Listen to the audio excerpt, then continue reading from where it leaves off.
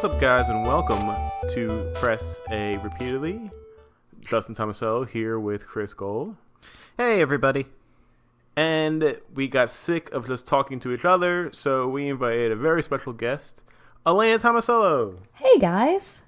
Hey, Alaina. Welcome back to the show. Thanks for having me. Yeah, welcome back, and you are our first guest of 2018. Woohoo! I actually didn't realize that. That's a pretty distinguished honor. Yep. For being the first guest, you receive a lot of really unique gifts and special bonuses. Justin, tell her what she's won. You've won a fantastic trip to South Jersey. Oh. Woohoo! See the blueberry fields, the mighty elephant in Margate, that big hubcap thing on the Black Horse Pike. It's all very scenic, South Jersey. Yep. And what's exciting is this is not an all-expense paid trip, so you're responsible for everything. So, Justin, why is Alaina joining the program today? Well, Chris, Alaina is joining the program today because we kind of have a sort of special episode. We are going to spoil the crap out of Life is Strange and Life is Strange Before the Storm. Oh, I've been waiting so long for this moment. Yeah, I finally, as I mentioned last episode, I got off my dead ass and finally beat Before the Strange. And you two have beaten Life is Strange Before the Storm, and the original, of course. And you've been waiting for me to finally beat it, so now we're here. And now we're actually ready to discuss the series so far and just kind of dive deep into what it is that we found so special about the games. Yeah, definitely. Yeah, we're all big fans of the series, and Alaina especially. In fact, you were the first one of us to beat Before the Storm, I believe. Yeah, I think I was this time around. This is going to be a really good discussion.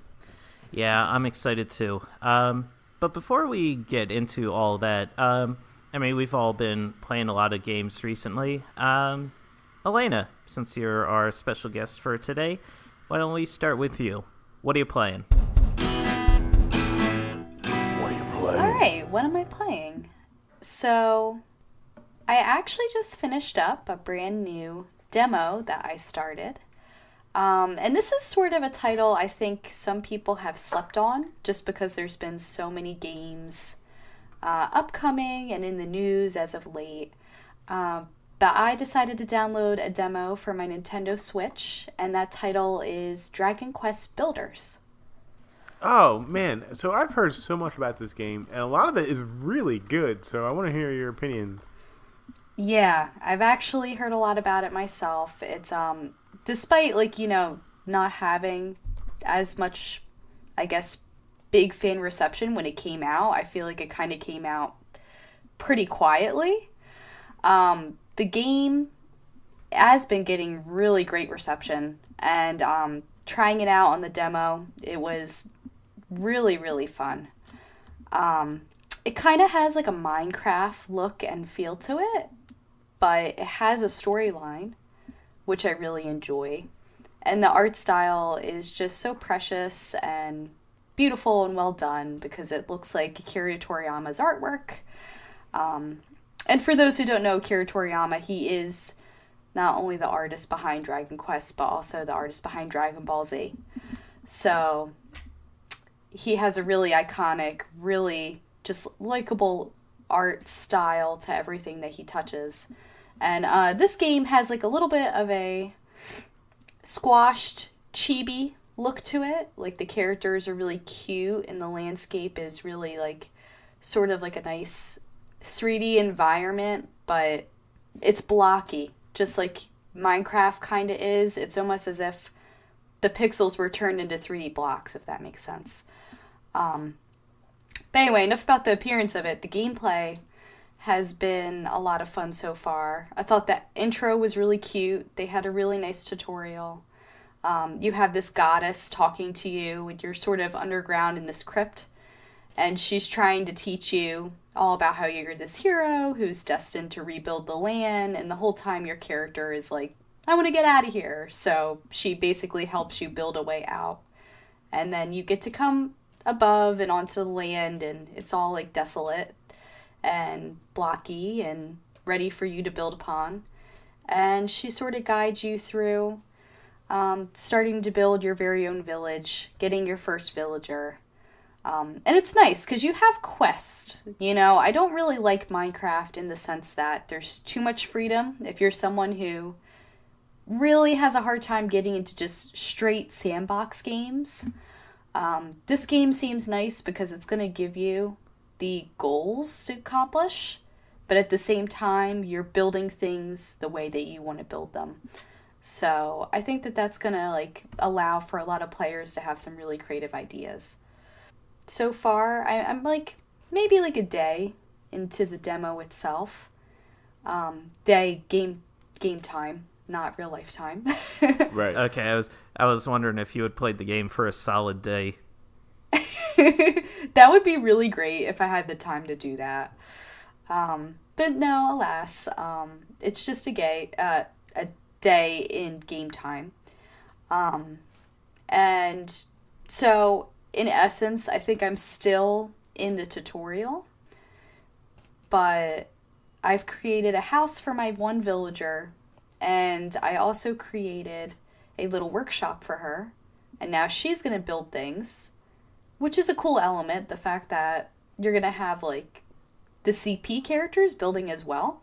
I'm not quite sure how that's going to work yet, but I find that interesting. So as you like build homes for people, they're going to help you build materials, store materials. And so far the game just told me the next thing it wants me to accomplish is find another villager. So yeah, that's a lot of fun. And also I should mention, it is like Minecraft in the way, it's not just building, it's not just sandbox. There are also enemies to fight. And those enemies allow you to gather more materials. So it does have like still that Dragon Quest feeling to it. There's a fighting element.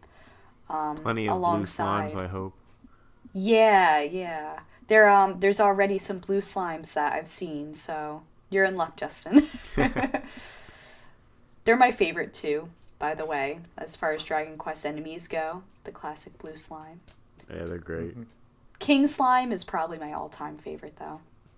But yeah, it was a really good, strong demo so far. I'm probably going to end up shelling out some money on this one. And I was happy to see that I could try the demo because I was a little bit on the fence at first. But now I'm definitely seeing why it's getting all the hype it's getting. Yeah, I've heard nothing but good things. And I actually heard that, I haven't played the first Dragon Quest, but I heard it, like, kind of, like, blends into, like, kind of turns into the first Dragon Quest story-wise or something like that. So that's kind of cool. That's really cool. Because, you know, I was wondering, it kind of opens up with this narrative where she tells you that you are not the hero in the story. So it kind of alluded to something a little bit bigger. And now that makes me wonder, is it because it follows the first Dragon Quest storyline? I'll have to see and keep you guys posted on what happens there. Yeah, sounds good. All right, and besides that, I've been playing a lot of Mario Odyssey. Ooh, I have nice. not beaten it yet. I'm not nearly as good as you guys at collecting all the moons. Wait, do you mean beat it as in you haven't gotten all the moons yet, or beat it as like you haven't like completed the main storyline yet? I haven't completed the main story. Like, it's Oh, no, actually that's taken okay. me this long. Yeah. Just because, like, I like platformer games, but after a while, they get me incredibly frustrated. We won't judge you too harshly. You won't judge me too harshly. I'm putting you in my book right now. Did not beat Super Mario Odyssey, Alaina Tomasello. Well, look, I have a lot of games to play. You know, the game is really good, but it's hard. You pick it up, and Mario's one of those games where, like, after a while, I get so frustrated finding the moons that I'm just like, or, you know, dying over and over and over again, that I just decide, like, all right, like, I can't play this anymore. And that's really what stifles my progress a lot of the time. I was in the Food Kingdom the last time I checked in. The Luncheon Kingdom. Yeah, that one. I like it. It's really creative. It's really colorful. I mean, everything about the game is stunning. It's just, I'm trying to like climb up on the platforms and Mario keeps falling and dying and, at one point I actually had to warp somewhere else because I was so frustrated. I was just trying to get past this one point. And I think what kills you is the fact that you have gotten past it before or you have the ability to get past it. And I don't know, I don't really think it's the game's fault. I don't think it's poor mechanics or anything or controls. I just think that Mario is hard. Oh, right, yeah. And I like the Luncheon Kingdom a lot, but I think that's actually one of the most, strangely laid out levels. I remember being, kind of confused, where to go. And it just, some of the platforming, or this areas didn't really seem to make a lot of sense. I feel like I got lost a little bit there, more than any of the other levels. So, yeah, I think that could be somewhat of a problem, too. But if you're at the Luncheon Kingdom, you're not too far from the end of the story, actually. That's good. At least I've made significant progress. Yeah, it's a strangely designed world, to be sure. Yeah, in fact, I mean, if you look online, there's a lot of people who comment that the Luncheon Kingdom is the one world in Mario Odyssey that really gives them fits. I mean, a lot of people really like it. They like the creativity, like you mentioned, but the layout of it, the design, it is very confusing. Yeah, it doesn't make it very clear as to where it is exactly you need to be going to get anywhere. Well, that makes me happy that at least I'm not alone. I wouldn't worry too much about not having beaten Odyssey yet, because, I mean, that's kind of the joy of these types of games. I mean, you've got almost 1,000 different power moons to collect across the entire world.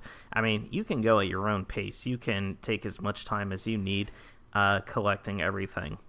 So there's really no rush or no real hurry to have to beat the game. Just go at your own pace. Yeah, and I don't know if you were like me, but I used to kind of have a problem of just not being able to leave a kingdom because I kept thinking oh, I gotta get all the moons here. I can't just leave here, I mean, yeah, maybe I'll come back, but if I'm here, I'm not gonna feel right unless I kind of complete this as much as I can. And then I was doing that for the first few stages, and then I can't remember. I think it was my brother or something was like, no, you're doing it wrong. Basically, you have to get what you need and then go to the next world because you can always come back later and get the rest of the moons. Because if you don't do that, you're gonna kind of burn yourself out. And when I started doing that, I mean, yeah, it definitely kind of made me flow a bit better through the game. I recall telling you the exact same thing. So maybe it was you, not Nick. Yeah, I think it may have even been on this very show, Press A Repeatedly, the world's #1 video game podcast, that I mentioned that to you, Justin. Chris, why do you sound so torn up about that? Not torn up. I love this show. I love it so much. Okay, don't get emotional. I have to dry my eyes. I better not tell you that we just got bought out by Disney. I mean, it was bound to happen. Yeah, got $50 Starbucks gift cards a piece. That's how generous they were. Could get a whole coffee with that at Starbucks. Maybe even 2. Yeah. But anyway, so I guess Mario Odyssey wise, that's where I'm at, and just chugging along. I am almost out of the Luncheon Kingdom, which is good, so I'm nearly to the next stage. Does it make you hungry? It does make me hungry. The food is kind of strange looking in that kingdom. It's I don't know if this is the right term, but I'm going to say hexagonal. It looks very polygonal. Also, one of the best transformations is in that kingdom, and I don't want to spoil it because I don't know if you've done it yet, but you'll know what I'm talking about when you get there. Okay. Yeah, I will. I gotta say, I don't know how I feel about that world's people being forks. How do they eat? They have mouths. Yeah, but how did they get the food? Like, do they stab the food and then like put it in their own mouth? Like, do they like bend themselves upwards, or did Maybe they have little humans that they use that grab the food and then they just drop the food in their mouth. I can't imagine how the people from New Donk City would feel if they discovered this reality. It is kind of ironic that they are the utensils, but somehow their utensil form is kind of useless in the world they're in. There's only one more game I've been playing lately, and it's kind of a game I've been playing against my will. So, a little bit of backstory. For people who don't know, my mom is a Disney fanatic. She is absolutely obsessed with Disney World. She reads books about going on the vacations. She's figured out YouTube, and she's watching every YouTube channel. Oh man, the days when the parents figure out YouTube, I know that all too well. Yeah, she's figured it out big time. And now she watches nothing but, like, touring plans, Disney World, and, like, Disney World podcast, and Disney World vloggers going around and just talking about the park, and it's, like, nonstop. That's Vlogger? Vlogger. Like, What? video blogger? Oh, vlogger. Vlogger. With a V. Okay. I thought you were saying flogger with an F. And I Yeah, thought these isn't were that when you people- like whip yourself in the back with like a morning star? No, no one is being vlogged in Disney World. Yeah, these people like walking around, they've got like those whips with Mickey Mouse ears on the ends of them. They're just whipping themselves in the back. Well, I wouldn't be surprised if some of the employees are experiencing that backstage. Well, we can't say too much because, again, we are now owned by Disney, so they are our parent corporation, so yeah, can't say anything about that. Well, anyway, so getting back to the point, she was watching a video, and there was, one of the guys she watches reviewed Disneyland, the game for Xbox One. And just, for information's sake, my mom does not play video games. I don't think she's ever played a video game in her life. The closest she gets to is, like, online card games. So, needless to say, I was really surprised when she turned around and said for Christmas she wanted Disneyland for Xbox One. And it's gotten to the point where she had me move my Xbox One down to the living room so she could access it better. And I'm pretty sure as we are speaking right now, she's playing it downstairs. Really? Yeah. Okay, so how is this a game? Like, how does this work? Okay, so it's actually kind of interesting. They recreated Disneyland, like, completely. Like, down to the hot dog stand in Magic Kingdom. Like, really, like, a complete replica of the park.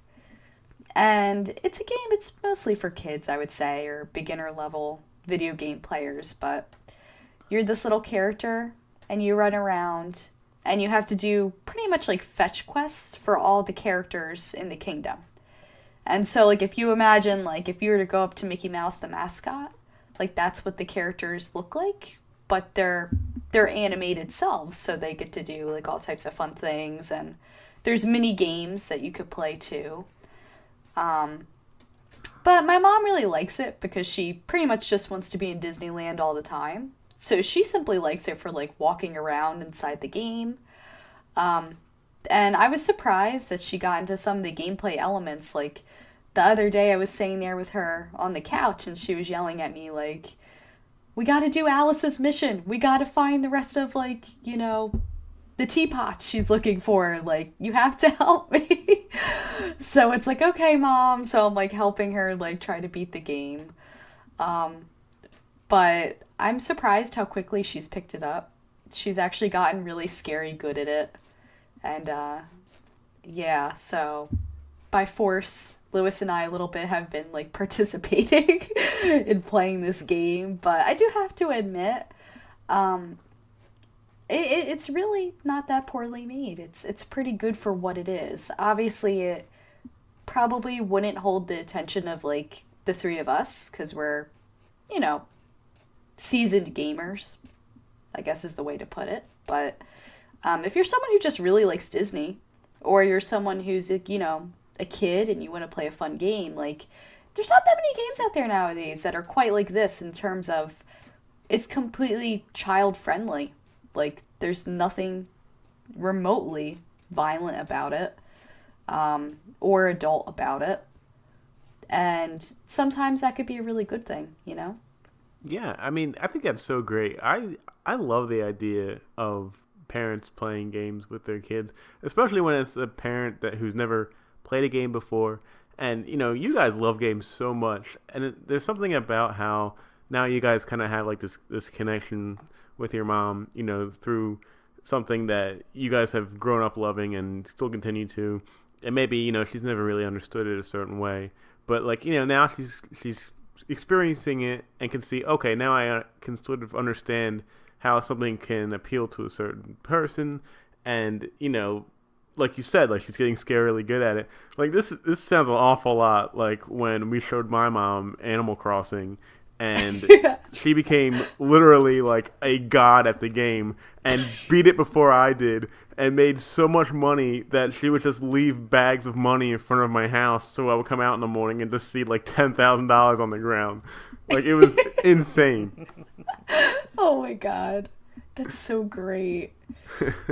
Yeah, I agree with that 100%, Justin. Like, as much as it kind of caught me off guard, I mean, I was so shocked, like, genuinely shocked when she told me, like, hey, would you mind if you bring your Xbox One down into the living room so I could play it more? And I was, like, so floored because I thought she was going to ask me for, like, a typical parent favor, because she was gearing up to it, like, hey, Alaina, remember all those things that I usually do for you? And she was like, you remember all those manicures I give you and stuff? So I thought, like, something big was coming. I was like, oh, man, like, here we go. And then she's like, could you bring your Xbox down? And I was like, oh. This is, like, the one thing you always want to hear, but you never expect to hear from a parent. It's like a dream. You're like, maybe if I pinch myself, I'll wake up now. Like, is this really happening? This is all I've ever wanted, is my console in the living room, and now suddenly it's allowed. All right, now we just need Lewis to show her Kingdom Hearts and get her into that. And then she's oh my god. I wonder if she would like Kingdom Hearts. I wonder about that. That would amaze the hell out of me, especially if she got really good at it. If she became like a huge fangirl about Kingdom Hearts, like she knew all the lore, she knew all the characters. Honestly, I would love that if she could sit me down and explain to me what the hell's going on in that game. That would be so great. She just comes in and she starts like being like, Justin, KH3's coming out. You know, aren't you excited for the Toy Story world? She comes home wearing like the black robes that all the bad guys wore in Kingdom Hearts 2. I can't believe Xehanort's back as a villain. Like, she starts just going on about it. It's like, oh my god, Mom. She gets like Keyblade tattoos like on her back and down her arm. Also, my mom is, let me just insert a side note here. She's hilarious when she plays this game. Like, I watched her play it one day, and, you know, the little mission pops up and says, oh, you gotta go talk to, who was the character? I think it was the White Rabbit or something like that. And instead of going and do it, she goes, like, she's, like, you know, running through the place, and she's just like, fuck the White Rabbit. And she, like, runs right past him. And she's like, I'm gonna find another character. And I'm just like, Mom, like, where did this come from? Like, amazing. She literally, she's so like, funny. Fuck that. It is. It's hilarious. My mom was late for work because she was playing so much Animal Crossing. Like, I was like, you used to yell at me for that sort of thing, and now here you are doing it. That's so funny. Oh my god. Imagine a world where parents just played video games like this. Like, all parents. Yeah, I mean, I just love the idea so much. I love it too. Yep. Well, that's all for me this week. What are you playing, Justin? Well, let me see. Last week I talked about Subnautica that I started, and I played some more of that this week. Ooh. And, man, I am continuing to love this game. It's so relaxing to play. It's beautiful, and the amount of stuff you can build, I didn't even know how extensive it gets. You start off on this like escape pod, and that's kind of like your hub, but eventually you build a tool that kind of materializes like furniture and like floors and walls and stuff, so you can build your own underwater base like anywhere you want. Oh, that's cool. And then, when you're scanning the ocean floor, you might find some wreckage of parts of the ship that you came down into the planet in. And if you scan it with your scanner, you get the blueprints for them. So you could start, like, let's say if you found like a trash can underwater, or like a refrigerator or a vending machine or something. If you scan that thing, you get the blueprints, and then you figure out what you need to make it, and then you can create it and then add that to your base. So you can customize your base like kind of any way you want. You could build multiple bases if you want to. It's like really crazy, but the stuff you can do. And I just started unlocking some vehicles. I created the Seamoth, which is like a very tiny like one-man submarine. And the benefit of that is you can dive deeper with it. Without the Seamoth, you can only dive about 100 meters underwater. But with it, you can go down to 200. And, of course, there's a lot of crazier stuff down there, a lot of better resources that you didn't get before. So, again, it ties into that progression system working so well. You get this thing to build this, then you can go a little bit farther to get the next thing that you need to build this to help you go a little bit farther.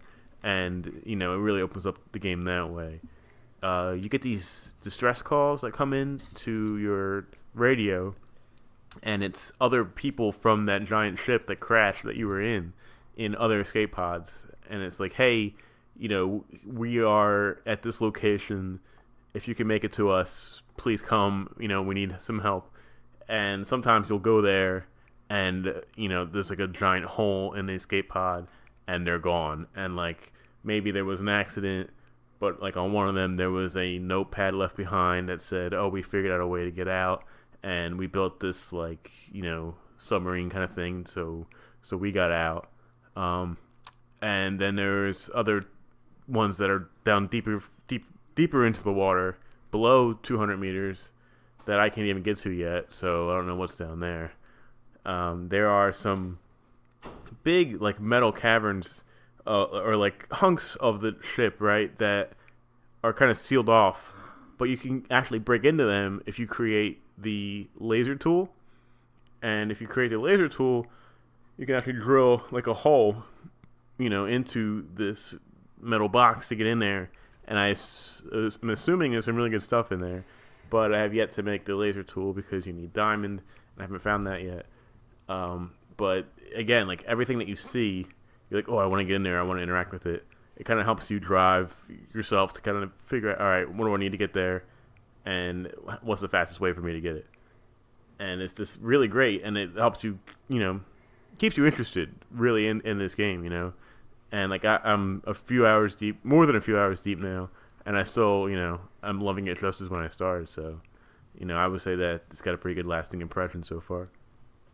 I'm really impressed with how much you've figured out the game and you understand the game, because I watched some playthroughs already, and some of the people have some difficulty picking it up. Yeah, that's the thing that I was training myself to do. Like, I really didn't want to look up stuff because I know a lot of people, like, the game doesn't really tell you anything, right? And that I take that as they want you to figure it out on your own. And like I said last week, the game is kind of built for you to explore with trial and error. Like, if you die, yeah, you lose maybe a little bit of your inventory, but you still go back to your escape pod, and it's nothing catastrophic, and you kind of just continue to look. And so, in that way, it's great, because everything that I find out that I don't know I can do is really surprising me. But it also has its drawbacks, where I was talking to Butch, who's also playing the game, and he's like, oh, did you get this material yet? And I'm like, no, where the heck is that? He's like, oh, it's right under your ship. How do you not have it yet? And I was like, what do you mean? Like, I looked all over that area. It turns out you get to build a knife later. You can use that knife to harvest different materials just by slicing them. I didn't know that at all. And I played the first hour of the game not even knowing that. So there's all this, like, very easy, like, basic stuff that I should have had already that I didn't even know about. So I guess in that way, that's kind of a bad thing. Yeah, I could totally see that. I mean, it's like you said, from what I've seen of the game so far, it pretty much gives you like all the blueprints and recipes to make the things you need, but it doesn't completely map out for you what you're supposed to be doing. You're just here in this expansive ocean landscape, and you have all these blueprints, and they tell you what materials to gather. And you're kind of just tasked with figuring that out. And some people could get really lost in that menu text, I find. Like, if you're that type of person who maybe struggles with that, I could see where that could be hard. But I'm sure also once you figure it out and you start really paying attention to the details of that menu, you could do a lot of great things. I mean, it seems like it's just really creative. I'm really fascinated by it. Yep. And then the only other game that I've been playing is, like Alaina, I also have picked up Super Mario Odyssey again. Yay. Mainly, 2 for 2. I wanted to check out the new DLC that came out a little while ago. And that included a new mode with Luigi in it called Balloon World. And, of course, Luigi is my favorite character, so I had to go see him. Unfortunately, he is basically this game's version of Tingle because he floats on a balloon, and when you talk to him, the only thing he does is offer this weird kind of balloon searching mini game that's somehow connected online where other players hide balloons and other players find them. To be honest, I didn't even really try it yet. I just wanted to see Luigi and talk to him. Did you see that he could react to the outfits that Mario wears, though? Yes, in fact, today I was playing, and I was in the first ocean world, and I was wearing my typical ocean gear, which is the boxer shorts and the cowboy hat, which is what I always have Mario in when I'm swimming or on the beach or something. And Luigi said, "Oh, bro, you no, that looks good." Then he went on talking about his balloon thing. And then I thought, oh, wow, he reacts to clothes. I wonder what would happen if I wore the Luigi costume that I had. So I ran back and got the Luigi costume and then went to talk to him again. And he said, What? Another me? And he was like really confused by that. Aww. Also, Mario looks so weird in the Luigi costume. I cannot get over it. Like, I had to take it off immediately. It just felt so wrong. It is. I am 100% with you there. There's just something not right about seeing Mario in Luigi's color scheme. It's all wrong. It'd be like seeing Luigi. I mean, I can't even picture in my mind's eye Luigi wearing Mario's color scheme. Like it's not right. It's not Making right. me Damn sick it! to my stomach. Gonna puke. Yeah, but it's funny because I was thinking about hopping back into Odyssey at some point, and I was like, I got so much other things going on right now. Maybe I'll just hold off a little bit longer. And today I was like, let me pop it in, and I instantly got hooked again. Like I played for like a few hours today, just trying to get some more moons, and like I was a little worried that it would take me a little bit of time to get used to it again, or like that just really wouldn't feel like playing it again because I've already seen all the worlds and everything. But no, I mean they really do such a great job of not only giving you so much to find, but each one is very unique. Like there's very few like repeats. I mean, just today, like I did this one weird like kind of pipe maze thing where like you go through one pipe and then two come out. I think I picked the right one, and then it goes into 3 more pipes. I think I picked the right one, and then it goes into 5 more pipes. I think I picked the right one. And, I've been playing for over, 50 hours, and I've never seen the moon like that done before, So it's not just the content of that game, but just the variety of how you can do some of that stuff. It's really impressive. It is impressive. It is, as you said, there's tons of variety. A lot of the time, I don't know if you've experienced this, Justin or Chris, but I look for a specific moon and I end up finding like 2 others. Oh, God, yeah, all the time. And it's not because they're easy. It's just because like you stumble onto something different and then here you are, you found another moon. So that's fun, the discovery aspect. Yeah, it really is a great game. It totally deserves all the hype that it got last year, and I'm still having fun with it. And I'm probably gonna play it after this podcast. Yeah. I do not blame you one bit. It's a fantastic game. What more is there to say? And Very that's true. it for me. Chris, what about you? What have you been playing? Well, there is going to be more to say because I don't know if this is destiny or fate or whatever you want to call it, but I too have been playing Super Mario Odyssey this week. I don't know. Oh my god. Yeah, I'm What a kind of surprised. coincidence. yeah, we all decided to pick up Super Mario Odyssey again this week. That's a funny coincidence. But yeah, I picked it up because, like you, Justin, I wanted to give the new Balloon World mode a try, and I gotta say, it's okay.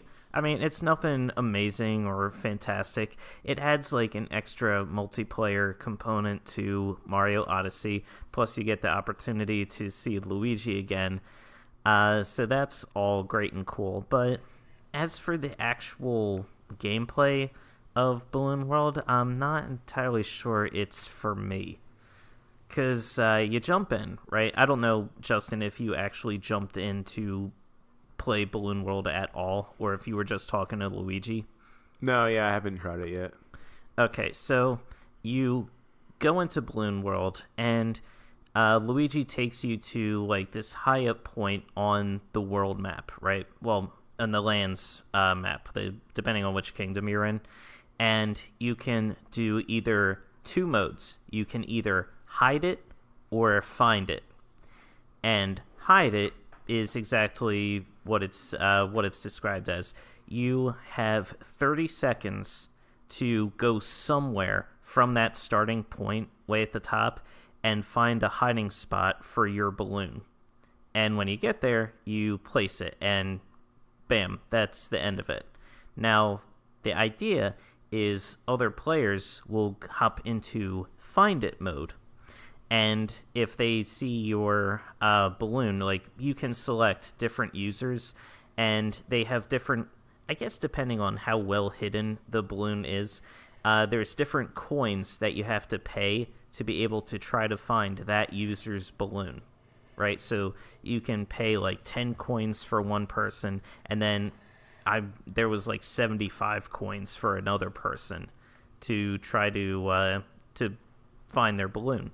And I don't think there isn't an option as a player, like when you hide it, there isn't an option to set, how many coins do you need to pay to actually try to get the balloon? So the game sets this up themselves. And depending on how many users try to find your balloon, they try and they fail, you will get, I think, that many coins in return. So it's a great way, if you're really good at hiding the balloons, to build up a lot of coins very quickly. Yeah, finding the balloons can be a pain in the neck, though. Some are a little easier to find than others. One of the advantages that you have is when you start out in the little starting glowy circle at the very top, as long as you're standing still, a yellow arrow points out from you towards where the player's balloon is. And ordinarily, it's like pointing straight down or straight at an angle or something. So you have to try to get down there, and you have to avoid all the environmental obstacles and enemies and things like that to try to get down there. And then once you actually get to where you think the balloon is, you have to actually look behind all the nooks and crannies and see, like, okay, where's the balloon? And then you have to pop it. And once you pop it, then you'll get a reward for finding the balloon, which is like a boatload of coins. So I played it for like a couple rounds, and it just wasn't that thrilling to play, honestly. Like, you try to find the balloons, you pop them, Luigi's like, hey, good job, and then like you can try it again. And it's just not very thrilling gameplay, you know? Yeah, compared to the last of the game. Yeah, it looks kind of lame, to be honest. Yeah, wasn't a whole lot of fun. I give them a lot of credit for giving it a try, for trying something different. Again, it is a pretty unique way of building up a lot of coins. I'm glad they got Luigi into the game somehow.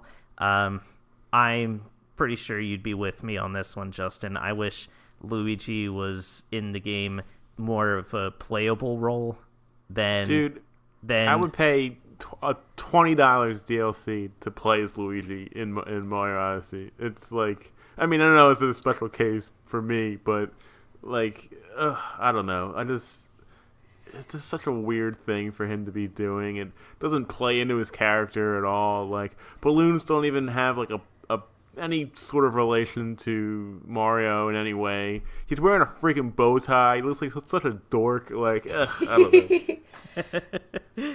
So you're a big fan, I can tell, of the DLC. Wasted Luigi. You know what's kind of funny is, they had that whole year of Luigi trying to put him into the spotlight and saying, like, that he was a character who had all this worth and he could do all these things. And then they went right back to making him like that side character who doesn't matter anymore. It's kind of a shame. Yeah, that is a shame. It was like they had everything, all this Luigi stuff, and they all put it out in the 1 year. And they're like, all right, maybe 20 years from now we'll do this again. The year of Luigi was the worst year in Nintendo's 100+ year history as a business. That is so, like, it's not like a one-to-one thing, that's bullcrap. Like, that was like the middle of like the Wii U's life cycle. Of course that year sucked. But hey, we got Luigi's Mansion New Moon for the 3DS, which is a freaking awesome game. We got that good. separate Luigi's Mansion New Super Mario Bros. Or Luigi, new Luigi Bros. Or whatever. And like, I don't know. I mean, depending on Luigi, that's such horse crap. No, I'm pretty sure it's 100% on Luigi. This is bullcrap. Oh, man. I think Justin should go to Nintendo as, like, Luigi's representative and advocate for him to be in more games and in more important roles in the games. I would go there and I would yell and scream and knock over tables. I'm sure that would get their attention. You'd be escorted off the premises. Anyway, back to the games you're playing, Chris. All right, moving on. I played a little bit more of Monster Hunter World this week. Yeah, I hopped on very briefly with Lewis. Lewis had mentioned, like, I was going to be playing. He was like, I'm going to be playing. Does anybody else want to hop on? So I said, sure, I'll hop on with you. I hadn't played the game in a little bit. I needed to take care of business there. So, Justin, as I mentioned, I think I mentioned to you last time, I was still kind of early-ish in the main storyline where I had to beat the mud monster, the Giratados, and I was able to actually take that guy out. Took him out before hooking up my online session with Lewis's, and then what is it? The next task I had to do was the one where you talk to the botanist, and he was like, "Oh, you need to get I need a specimen of what is that thing? It's like the Toto something or other. I forget. It's like this lightning lizard. Just gonna call him the lightning lizard." Okay. So I'm like, all right, Lewis, I'm about to fight this lightning lizard. I'm gonna need your help to take him on. He's like, okay, well, I needed to watch the cutscene beforehand before he could join me. Because that's how Monster Hunter World has things set up, which is a little confusing and unusual, but whatever. If those are the rules they want to play by, I will abide by those rules. So I go into the world, I watch the cutscene, I'm like, all right, Lewis, let's take this guy on. So Lewis is like, okay. So I'm fighting this guy in his nest, and I'm doing pretty good, but then he takes off running. And then Lewis intercepts him further down the tree area, and he's got a gun or something. He's blasting this thing in the face. I'm slashing him in the ass with my sword. Everything is going great, and then Lewis is like, "Oh, hold on a sec. I'll be right back," and he logs off to go take care of he doesn't log off. I think he just leaves to take care of something downstairs. I don't remember what, but I think he got called to help with something. So I'm like, okay, just be back soon. And so I'm fighting this thing, and I'm tearing into this son of a bitch. He doesn't stand a chance, but he's getting a few good, whatever shots he's getting in on me are really good, clean shots. And as he's throwing me or tossing me around, I'm like, Lewis, could really use your help, buddy. But he wasn't answering because he wasn't there. He wasn't in his room. I was like, oh God. Eventually, this thing, Ned, when you're doing a quest, right? If you die 3 times, you fail the quest, right? Well, I died twice fighting this thing, and I'm sweating bullets. I'm like, oh God, I can't lose to this thing. I've come so far, and I've done so much damage to him. I mean, this thing was literally crawling along on one leg, it's drooling all over the place. I mean, this thing was done, right? And it killed me the second time. I was freaking out. I'm like, God damn it, this thing's gonna fucking kill me. I can't believe this. Lewis betrayed me.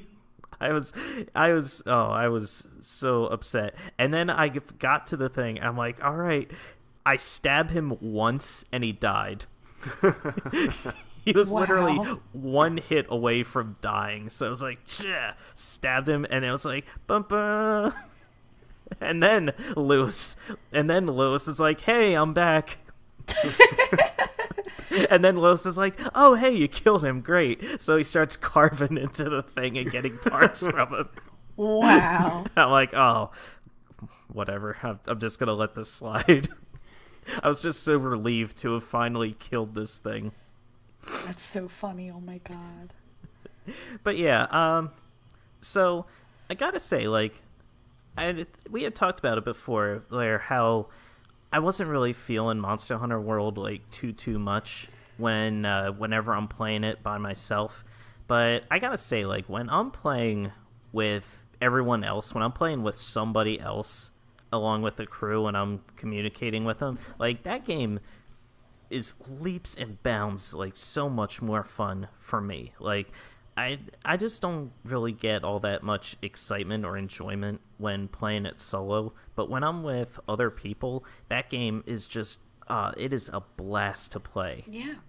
Let me see. The last game I played, I had played this one briefly at the end of last year, but I decided to start playing it anew, and that is A Hat in Time. Yay! This was a little indie darling that came out, I think, around fall of last year. And, I mean, unfortunately, it didn't have that much time in the spotlight before Cuphead came out. And that kind of hogged all the spotlight. But A Hat in Time is, in and of itself, a really fun game. This is a game that was designed to emulate the style and look of all the old GameCube style games, the GameCube platformers that we've all grown up with. And I gotta say, man, it is just so lovingly crafted, and it's just such a perfect love letter to that era. It honestly does look and feel like something lifted straight from the GameCube era. And it's just such a funny game. It clearly doesn't take itself too seriously. Because, I mean, you're a little girl wearing, a little magician's outfit. You're traveling through space.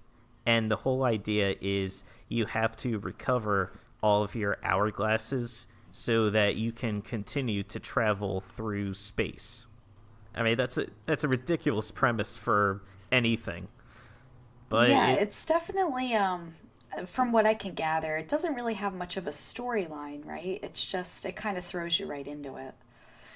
Right, you're just kind of thrown right into it. The Mafia, uh, you're encroaching on their space as you're flying through space, and so they decide to bust your window, and because it's outer space, the the pressure sucks out all of your hourglasses, which power the ship, and they just get scattered all over the world. And that's the setup for how you have to kind of jump and swing and fight your way through enemies as you try to recover all of the hourglasses, because they represent the collectible in the game.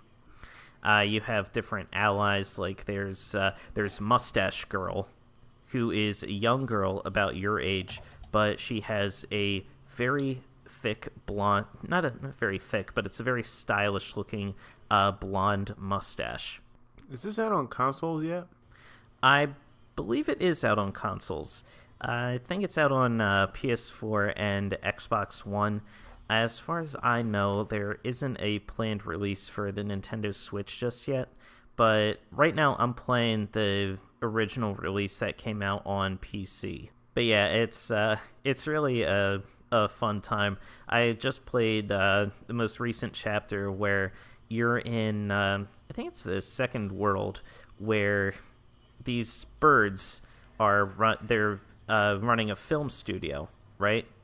And there's two competing directors. One of them is a bunch of penguins, and the other is a bunch of owls. And they're rivals, and they're each trying to create the perfect bird-related film masterpiece. And they each see you, and they're like, ooh, you're perfect to star in our movie, and we want you to, build up prestige, and, we want you to be our big star. And so you kind of have to, I guess you're playing one against the other, trying to, build up points and see which one is going to come out on top. It's just so much fun. It controls, the controls are really tight. I feel like they did a really good job in making the camera so that, during that time, they were still trying to figure out, the cameras, especially for a lot of 3D platformers. But I feel like they made it so that the camera in this game flows a lot better, especially for today's style of gaming as compared to when it was during the GameCube days. The music is really fun. Let's see, Hat Girl. She also, I didn't even know this the first time I had played the game, but she has a kiss button. She does. Which apparently it's a smooch button. I'm sorry, it's a smooch button, where you can go up to different enemies or NPCs, and you press the button and you literally just blow them a kiss. And I'm not sure if this has any other if this has any actual effect on the game or if it just does anything, but you can literally just run up to enemies and you just press the button and she just blows everybody a kiss. It's very it's so sweet. Funny.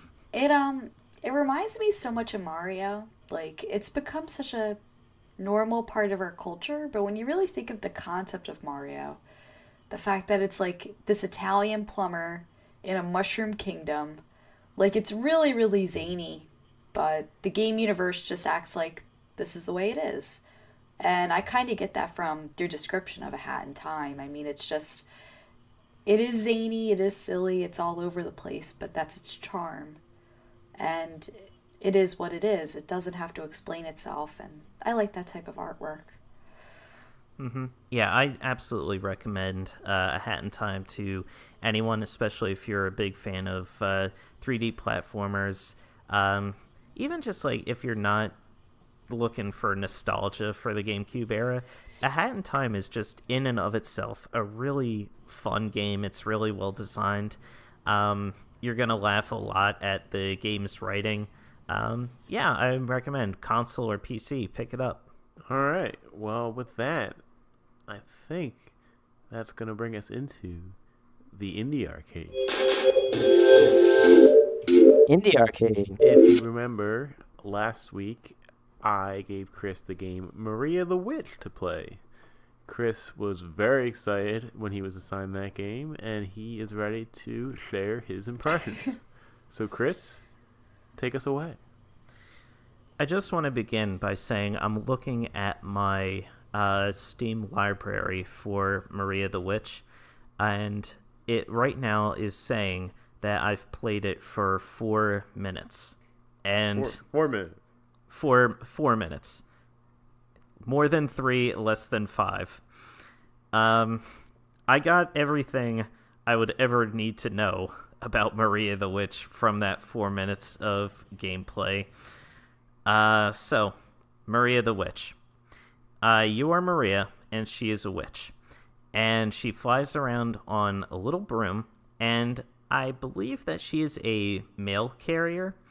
And this evil professor riding a hamster comes in and steals all the mail. And you need to get the mail back.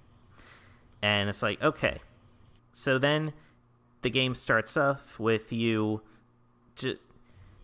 It's just a ugly interface with tutorials popping up like all over the place, telling you things like how to move and where to go. But here's the thing, it doesn't just pop up once. These tutorials pop up every single time you need to do everything. So, okay. The world itself. You are this little sprite, Maria, and you have to fly either to the right or to the left. And to do that, you control yourself with just the mouse. So if you want to fly to the left, you click and hold down the left mouse button. Fly to the right, use the right mouse button. And this is the type of game where you have to click and hold the button down to go up and then release it to let yourself go down. So imagine something like Flappy Bird, where you have to hit the button to move up, but then as you release the button, your character will just drop down. Any contact with anything whatsoever will kill you. If you hit one of the clouds, you'll get zapped. If you make contact with the ground, you will crash. You hit an enemy, you will die. And every single time, you will start back at the beginning. And then you have to click the buttons again and try to make yourself fly to the right. The game doesn't do a good job of explaining how the flying mechanic works. Like, the tutorial is literally just, oh, here's a picture of the mouse. The left button is go left. The right button is go right. That's it. That's all that's explained to you. So the first couple times I tried playing this level, I was dying a couple times because I very gently touched the ground outside of the launch area, and it still counted as a crash. Ugh. So then I was like, okay. So I tried. It just says the right button is go right. Apparently that's where I need to go. So I was holding right, and Maria would just fly straight up. She flew straight up and then did a loop-de-loop right into the clouds where she got electrocuted. Oh, back to the beginning. I go to the right some more, and I try to avoid these enemies, and they just like flew right into my path where I needed to go. I die, go back to the beginning. Eventually, I made my way past the enemy, and I found a coin. And I'm like, oh, okay, a coin, that works. So I collect the coin, and I see this like little silver platform up ahead. I'm like, oh, that's similar to where I first started out. So I try flying there, but when I released my button to land on the platform, I just dropped straight down. I landed right in front of that platform, hit the ground in front of the silver platform, and died, crashed. And then I had to go to the beginning again from where I came from. So then, oh God, you can sense like how tedious this sounds, it was much more tedious to actually play. How could that have only been 4 minutes, though? I can't believe that you only played it for that length of time, considering all you went through. I literally could not bring myself to play any more of the game because it became very evident that this was it. This was all this game was going to entail, was flying around, grab the coins, and then I land on the silver platform, and then you get the option to, do you want to make this the new checkpoint for 1 coin? So it's like, sure, I don't want to have to go all the way back. That's just it. I mean, that's just the game right there. I don't know, Get Chris. a silver platform. Justin played land on the silver platform. a whole lot of Vroom Vroom in the Night Sky. And you didn't seem to give Maria any time of day. There was no sense. There was no sense in playing Maria the Witch for any length of time that would be considered worthwhile. It just was not worth it. I don't understand. So the right mouse button makes you go right, and the left mouse button makes you go left? Yes. So what happens if you don't press anything? You will well, it depends. If you're on the ground in the starting position, you won't go anywhere. But if you're in the air and you don't press anything, you'll drop straight down. You'll crash into the ground and you'll die. So you'll have to how go do you to get in the the air?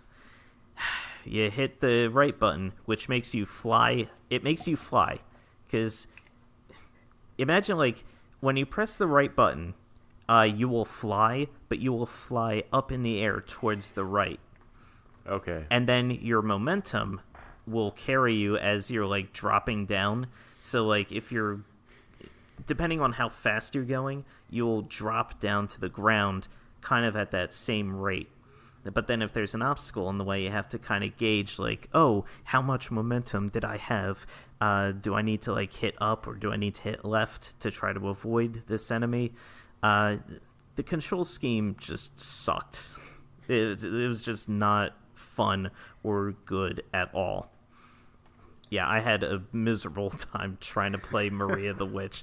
The game was hot, buttered garbage. And in reality, isn't that all anyone wants from an indie arcade? Is for you to have a miserable time. Apparently. That's all. I think we all win when Chris has a miserable time. I guess when either of us do, but Chris seems to... I feel like I will search for the diamond in the rough.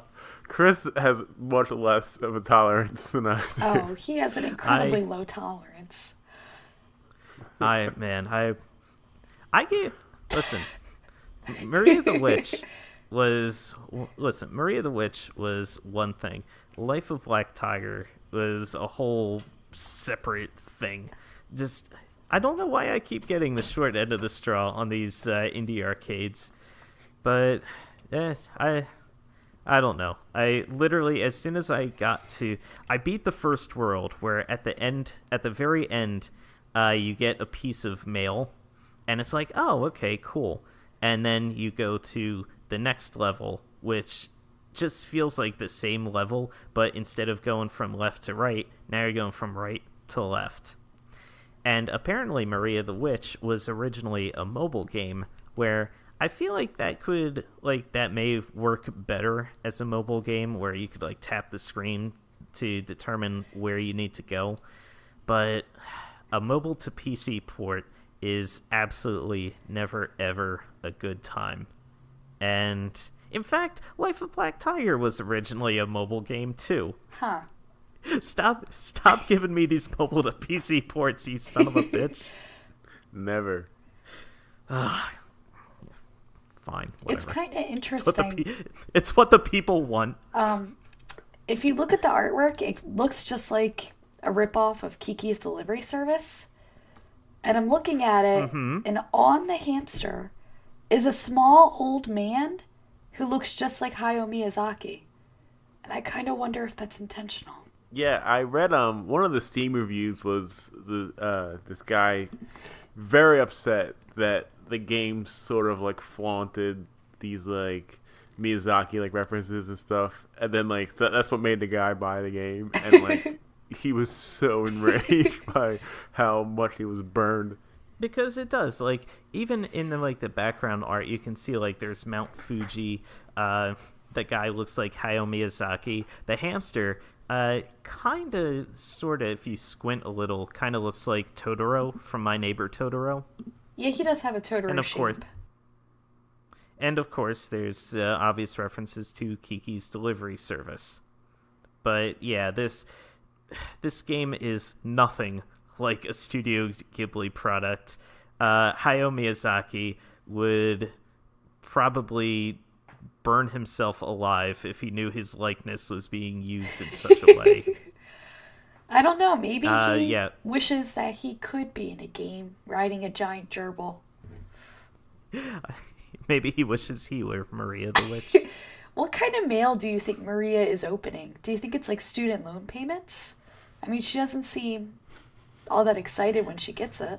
Yeah, it's probably just like bills and student loan payments, and oh hey, we can lower your debt, things like that. So she's like, it's all junk. So risking her life and limb just to save junk mail.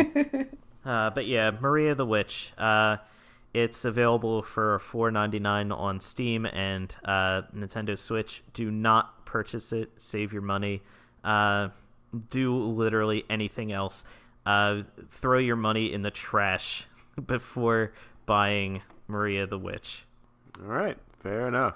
So now, Justin, it's my turn to give you an indie arcade game. So for this week, I'm going to once again give you a quality title to play. You're also scared because I still have that reverse still sitting in my back pocket. I'm bearing that in mind. So, this game that you're going to be playing this week is actually a fairly recent release. It only just came out this past month. Came out on Valentine's Day, as a matter of fact.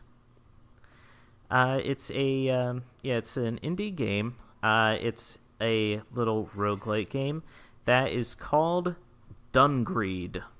How do you spell that? It's D-U-N Greed. All one word. Dungreed is a 2D side-scrolling action game with 2D roguelite elements. You become an adventurer exploring a continuously evolving dungeon to prevent the town from being destroyed. Eliminate enemies, use a variety of weapons and magic, eat food, and defeat evil in the dungeon. I have never heard of this. No, I was just browsing Steam, and it was, I think, one of their new and trending titles from a few days ago. So I looked it up, and it looks, the look of it is really interesting. It's, as you can see, it's a pixel art style 2D scroller. And the pixel art is really, really intricate and well done, I thought. Yeah, it's just got a very cool aesthetic to it. Yeah, I'm looking at, like the menus look awesome, the enemies look awesome, the action looks pretty cool. I'm pretty bad at roguelike games, so we'll see how far I get, but I'm going to give this a fair shot. This looks pretty awesome. I was reading the reviews for it, and one of the top ones, the most recently posted, is just an absolute gem by Metatron. Easily one of the best gems of 2018. If Enter the Gungeon and any Metroidvania game got together, did the nasty for an evening, got pregnant, decided to keep it and raise it, you'd get Dungreed. That is it's a very vivid description. But no, it looks like it's a fun time. I think you're gonna really enjoy it. I know you're not too keen on roguelites, but who knows? I remember Zool was not too keen on roguelites either, but he really loved Flint Hook when we gave him that last year. So who knows? Maybe this will have the same effect on you. Yeah, that's a great point. And with that, I think it's time for us to take a quick break. And when we come back, we will be talking all about Life is Strange and Life is Strange Before the Storm. So don't go anywhere.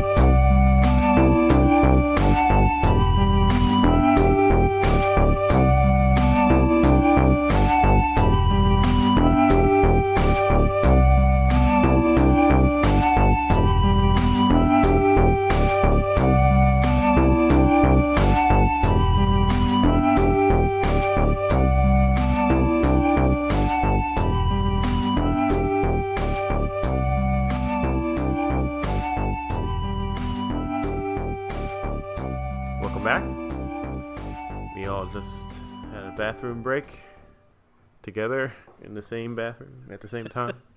It was easily the most uncomfortable bathroom break I've ever been a part of. Let's never, ever do that again. Hey, I kept my eyes up on the ceiling the whole time. I don't know about you guys. Yeah, yeah. You weren't looking where you were going. It got all over me. I was only blowing my nose with a tissue, just for, information's sake. And I did not look at either of the boys, because that would be very awkward. And... Like, I don't know how else to do it. Like, I can't go unless there's more than 2 people in the bathroom, so... Life is strange. Yes, so if you've been a listener of this show for a long time, you've heard us talk about Life is Strange and its prequel, Life is Strange Before the Storm. All 3 of us are huge fans of the series, and we've always wanted to just kind of sit down and talk about it and share our impressions on not just the games, but, the big things that happen in the games and how they end and everything. So, yes, we are going to do that now, and we are going to really spoil the crap out of Life is Strange and Life is Strange Before the Storm. Now, I don't particularly like telling people to not listen to Press A repeatedly, but if you at all are interested in these games and have yet to play them, I highly encourage you to stop listening now and go play them and then come back and listen to this episode later, because really, like, if you're interested and you listen to this, it's totally going to literally spoil the game for you, because the story is such a heavy part of Life is Strange. So this is your warning. Don't listen if you want to play the game. If you've already played the games, or if you really don't give a crap and aren't really looking forward to playing the games at all, then continue to listen. But yes, we are going to literally talk about all the crazy stuff that happens in these games. Yep, you have been warned. So, if you're leaving right now, see ya. we'll talk to you next week. But for right now, we're going to talk about Life is Strange. Going to spoil everything. I think I'm giving everyone a good chance now to either turn off the podcast or turn back. So at this point, I think we are good to go. All right. Okay, so where to begin? We don't want to really recap the game entirely or anything like that, because that's just going to take too long.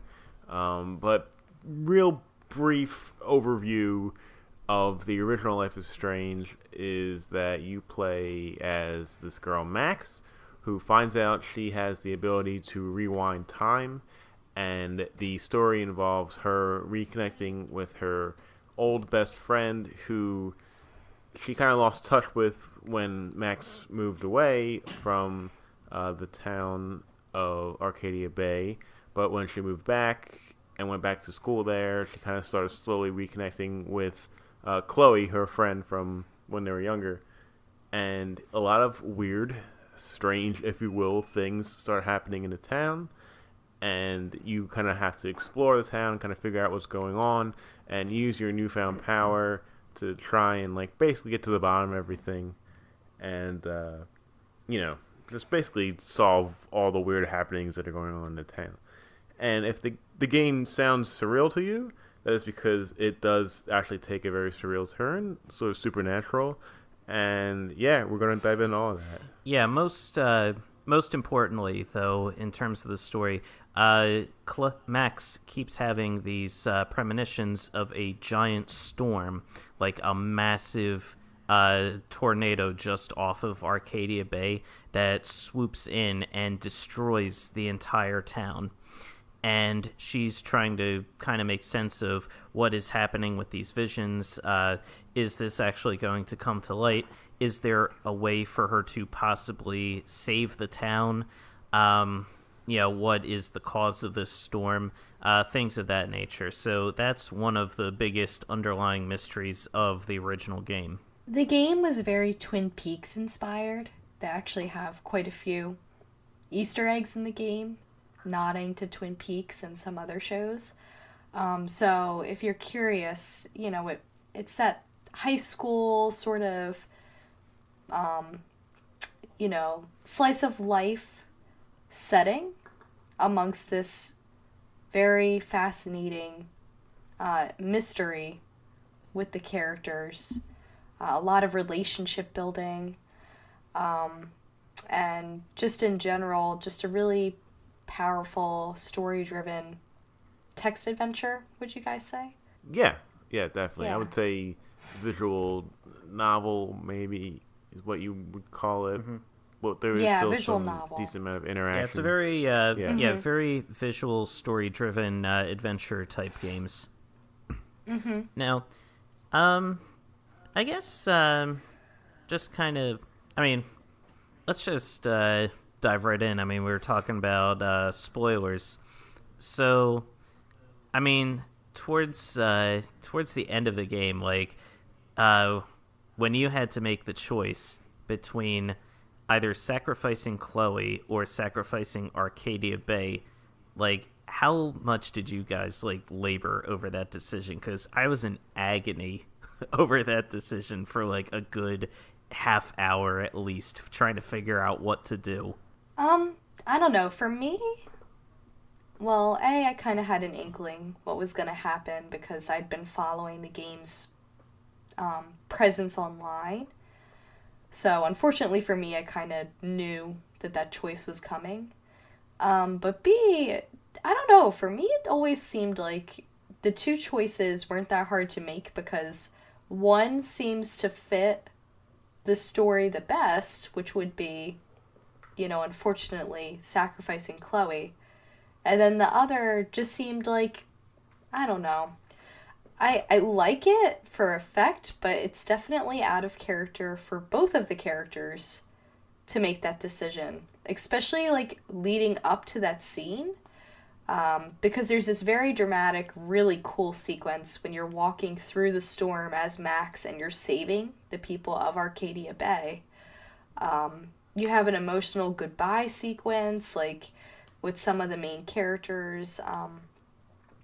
And, you're talking to Chloe's mother, and you're talking to a lot of the side characters who make the game, I don't know, just very, very powerful, very real. And then the second you're given the choice to just ditch them all, I don't know, they didn't really convince me on that ending too well. What did you think, Justin? So, Chris, I'm glad that you brought that question up. And Alaina, that was a good answer. I'm glad that you started off on this. I might shock you guys here, but I hated the end of Life is Strange. I thought that choice was so stupid, so lame. It made no sense with the game really at all. It was a lose-lose situation, which I always hate, that no matter what you picked, I was unhappy with. So the way the game works is that there are a lot of choices you can make throughout the game, and a lot of them have effects. The developers Dotnod were basically explained to you, your choices matter, okay? What you pick here is going to have an effect later in the game. And I thought, yeah, all right, that stuff's kind of cool, And, this game in particular has a feature where, if I make a choice that I'm not quite sure I want to do that, I can use Max's power to go back in time and pick the different route. And so I'm really getting into this concept. I'm, all right, man, the end of this game is going to be crazy. I'm going to, the path I'm weaving here is going to lead me to a specific, unique ending. And no, none of that is true. All those choices, Yes. Whatever you pick at any point in any time, it all is going to lead to the same stupid two choices you have to make at the end of the game. One where you have to decide to, for some reason, to stop a storm from happening, to kill your best friend, or the other option is to just let the storm come and destroy the town and kill everybody in the town, but run away with your best friend. And I just thought that was so just lame and just such a stupid way to end this game that really, had me so emotionally invested, especially, episodes 3 and 4 and the way they ended and like just so much stuff going on. Yeah. That like it felt like such a cop out, stupid ending, and I was very, very unhappy with it. And I went with I picked to keep Chloe alive because I didn't want to kill her because she was my best friend. So, we hop in the car and we drive away, and then, like, it just shows, like, this very barren town because everyone's fucking dead.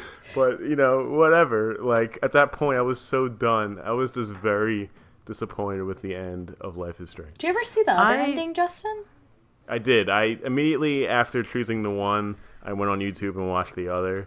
And, yeah, that's definitely the better ending of, when you sacrifice Chloe. But I just hated them both so much. I was in such a bad mood after the game ended.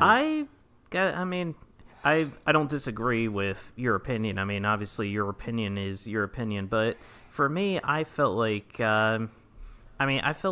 like you mentioned, all those moments in like episodes 3, episode 4 that made everything like so emotionally investing and all that. I felt like that's what made that choice at the end of the game to be so strong and so powerful. It's because you've developed all these connections with all these different characters, like not just with Chloe, but with the residents of Arcadia Bay as well. The end game is it's a classic problem in ethics that's referred to as the trolley problem, where it's described as there's a runaway trolley, right, and it's on tracks, and you're at the lever, and you can control where the trolley goes. And if you don't do anything, then up ahead on the tracks, right, it diverts into 2 sets of tracks. Up ahead on the regular set of tracks are 5 people tied to the tracks. There's no way to save them before the trolley comes and potentially hits them. All you can do to save them is flip the switch. But if you do, there is one person tied to the track on the other set. So if you flip the switch, the trolley is going to divert towards that person and kill that person. So, this is a classic thought experiment in what is the more ethical choice. Do you do nothing and let the trolley go and it just kills the 5 people? Or do you flip the switch, save those 5 people, but you wind up killing that one person? Right, and usually they say to you, like, oh, and that one person is someone really important to you, just like in the case of Chloe, because right. Your relationship to that person can sometimes psychologically outweigh the feeling of saving the 5 strangers, because you don't know jack about them, but you have a personal tie to this other person or thing that's going to be harmed. Right. It's a good point. So, it's kind of, the game itself is kind of setting you up and building up to this moment where it's presenting you with the classic trolley problem. And I feel like that, it's just kind of like it's a thought experiment. Just like how at the end of each episode you see the percentages of how everyone chose which way to go, or one or the other. And they just want to see like how everyone kind of like what the results of everyone's choices are. And if I remember right, when I beat the game and I made the choice and you can see the percentages at the end, I remember I was kind of surprised that at the end, I think it was like a clean 50-50 split between people saving Chloe versus saving Arcadia Bay. Yeah, and like you said, the choice is hard, and I think I agree with that, and I think that's where the game shined the most, because I think the game, so there's 2 stories, right? There is the interpersonal stuff, right? Like, dealing with Chloe's past and, all the characters you meet at Blackwell, like Nathan Prescott and Victoria, and like just everything going on with them, what happened to Rachel Amber, we'll get to that later. So that kind of interpersonal, like character driven stuff, I thought was phenomenal. Yeah. And like that is absolutely the game's strong point. Oh, yeah. And I had so much fun just interacting with these people and enjoying their stories, and then like kind of, when you interact with them, how to pick your responses of what to do based on what you kind of want to happen or what you think they would like. I think they really nail that stuff My problem with the ending is that it has to deal first off with that second hand, the supernatural story of like this giant storm that Max is having premonitions of that's coming to destroy the Arcadia Bay. I never really bought into that because they never really explained very well why that was even happening. Yeah. You never find out why Max has the ability to go back in time. All the weird like supernatural stuff is just kind of there. And I was hoping at the end to get some sort of good explanation as to why all that was happening, and you just don't get it. And then, to stop this weird storm, you have to sacrifice Chloe. And again, there is no explanation as to how that stops things, like why that needs to be the way it needs to be. And I think that really bothered me a lot. The way the game kind of explained it to my understanding was that it wasn't so much the storm itself, it was the fact that her using the rewind powers affected nature. And they try to allude to that, like every time she rewinds and she reverses, a decision, like a big decision, like every time Chloe dies, she's like pretty much affecting the timeline. And something about that affects nature, which was like a running theme throughout the game. Like they had like kind of like really subtle nods to that with the fact that the school had like a Native American kind of history to it, and there was like the nature statue like right near the dormitories. It was like really subtle. And then their whole explanation was like you going all the way back. I think the implication was you never rewind time. Like your last rewind is to let Chloe die in the very first scene.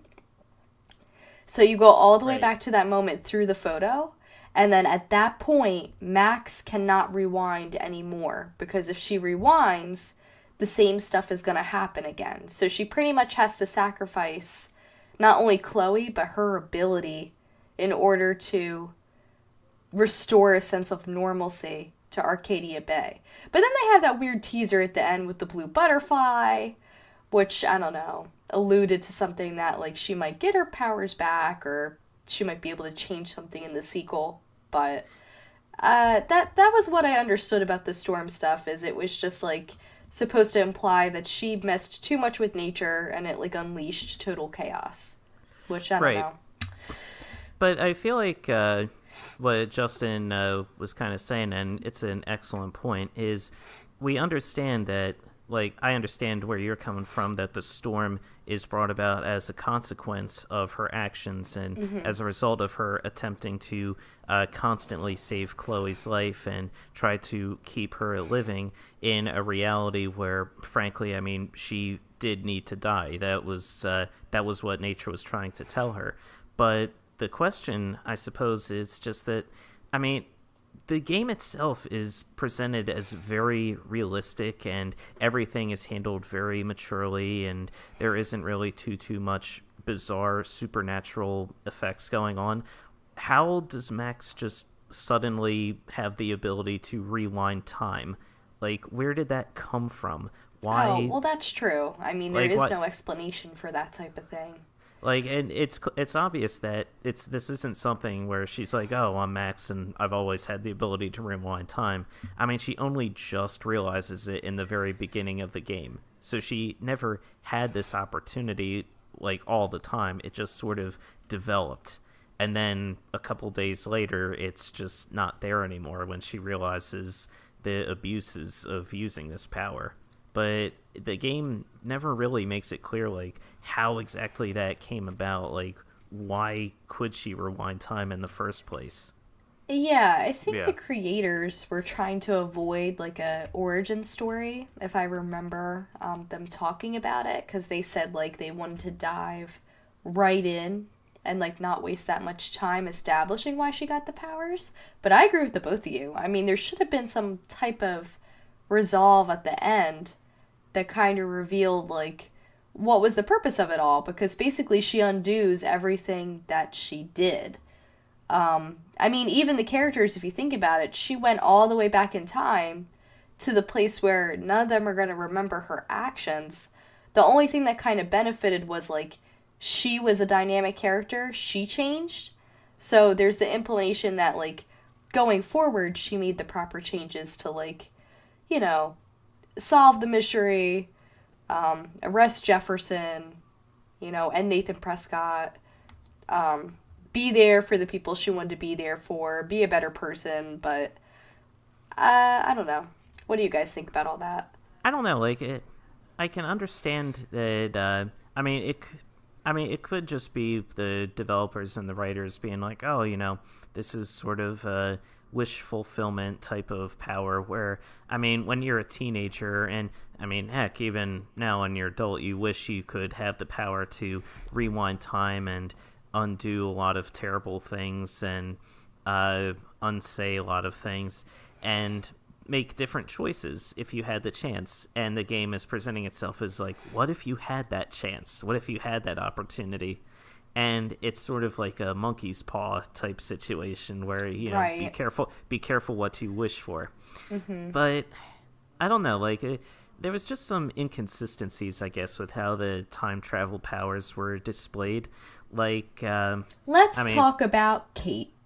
I was literally just about to mention let's talk about Kate because Me too. That's so funny. Kate's the whole scene with Kate and her powers just all of a sudden start going all wonky during that scene, and there's really no explanation as to why.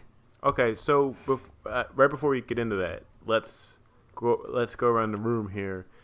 Did you guys know, first of all, that there is a way to prevent Kate from jumping off the building? And second off, did any of you have that happen? Because I didn't. I tried my best, but she still took the leap of faith. Same. I knew that there had to be a way. I did everything I could to, up until that moment, you're presented with a lot of situations where you can help Kate out and try to ease the bullying that she's going through.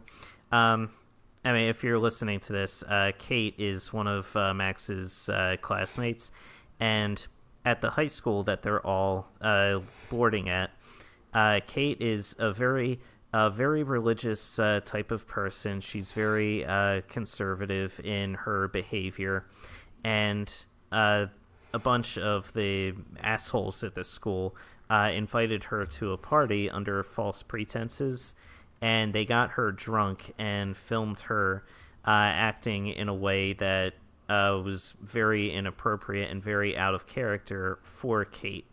And now they're spreading this video all around, and everyone is laughing at Kate, and they're bullying her. And Kate is obviously very, very deeply affected by this. And you see signs of bullying all around the school, and you have the option to interact with different things.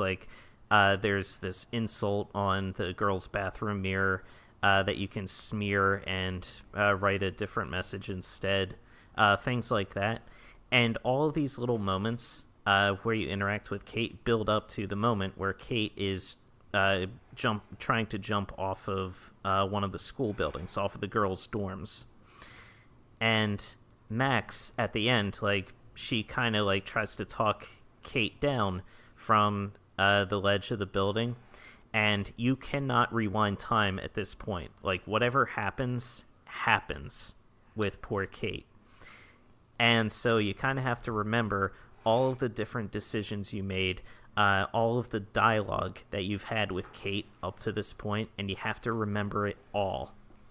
Otherwise, if you fail anything, then Kate jumps and she dies.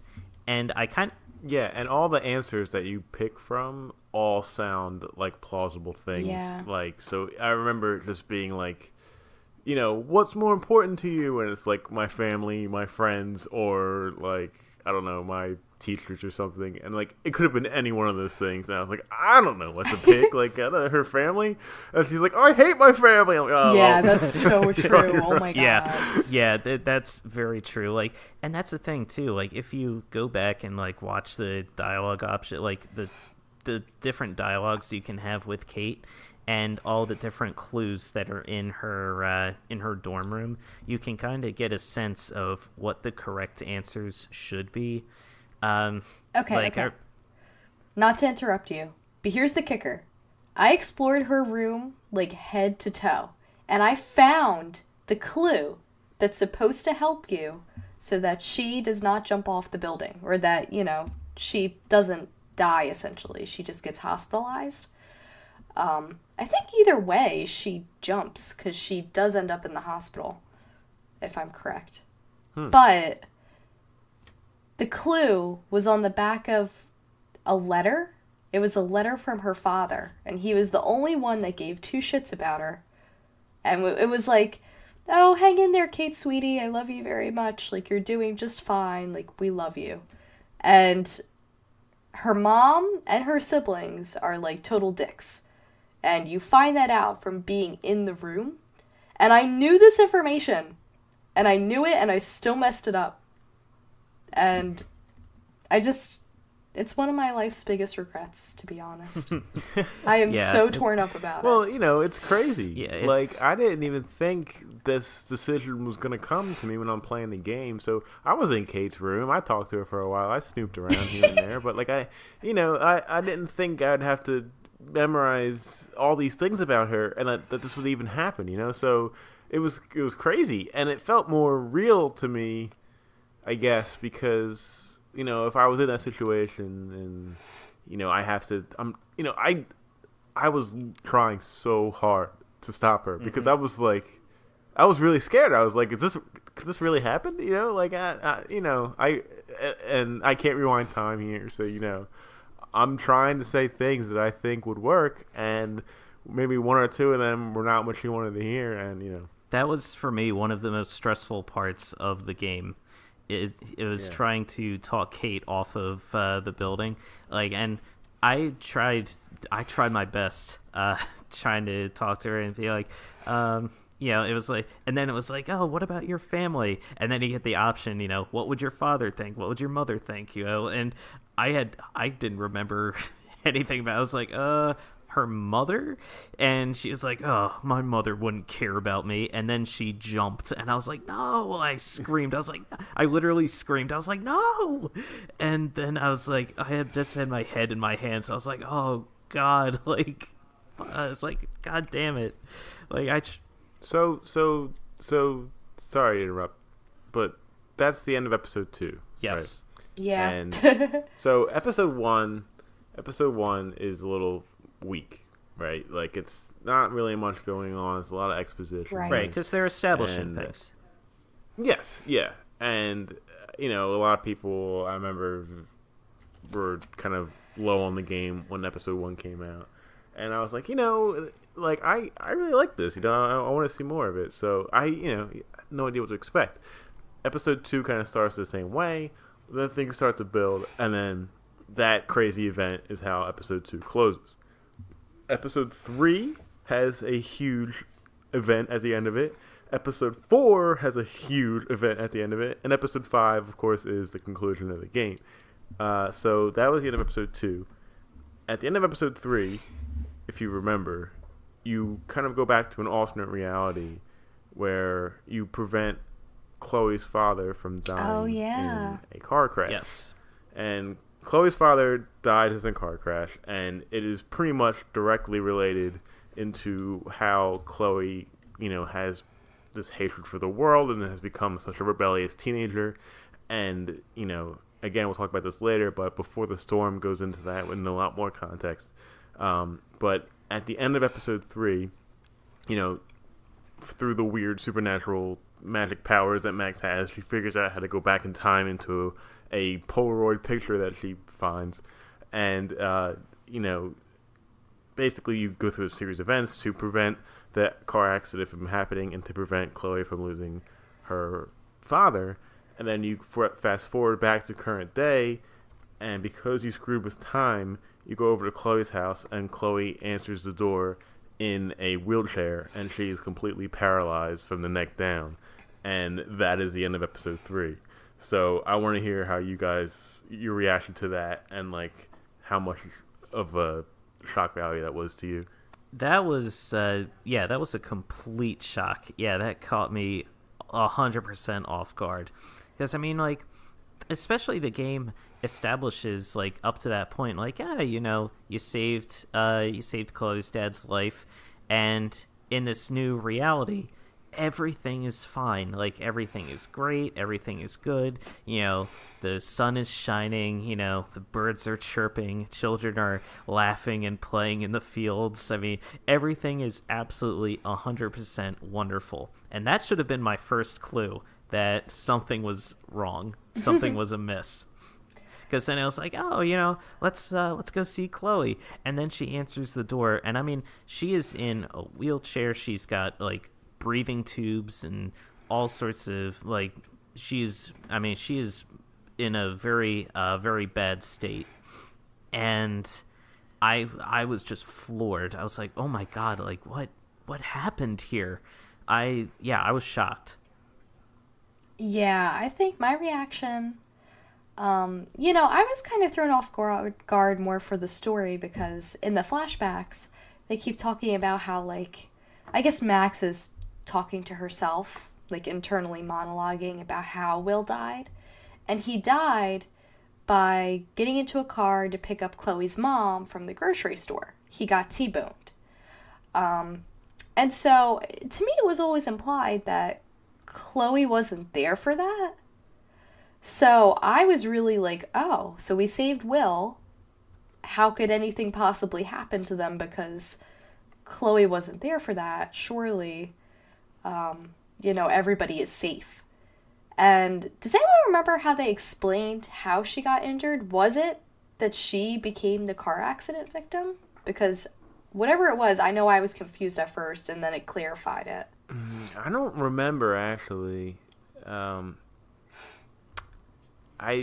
They definitely have to explain it. I don't exactly remember, but I know it was just some sort of weird thing that they made it so, like, her father's alive, but somehow down the pipeline butterfly effect thing, like, some tragic accident happened to Chloe, and, like, this happened to her.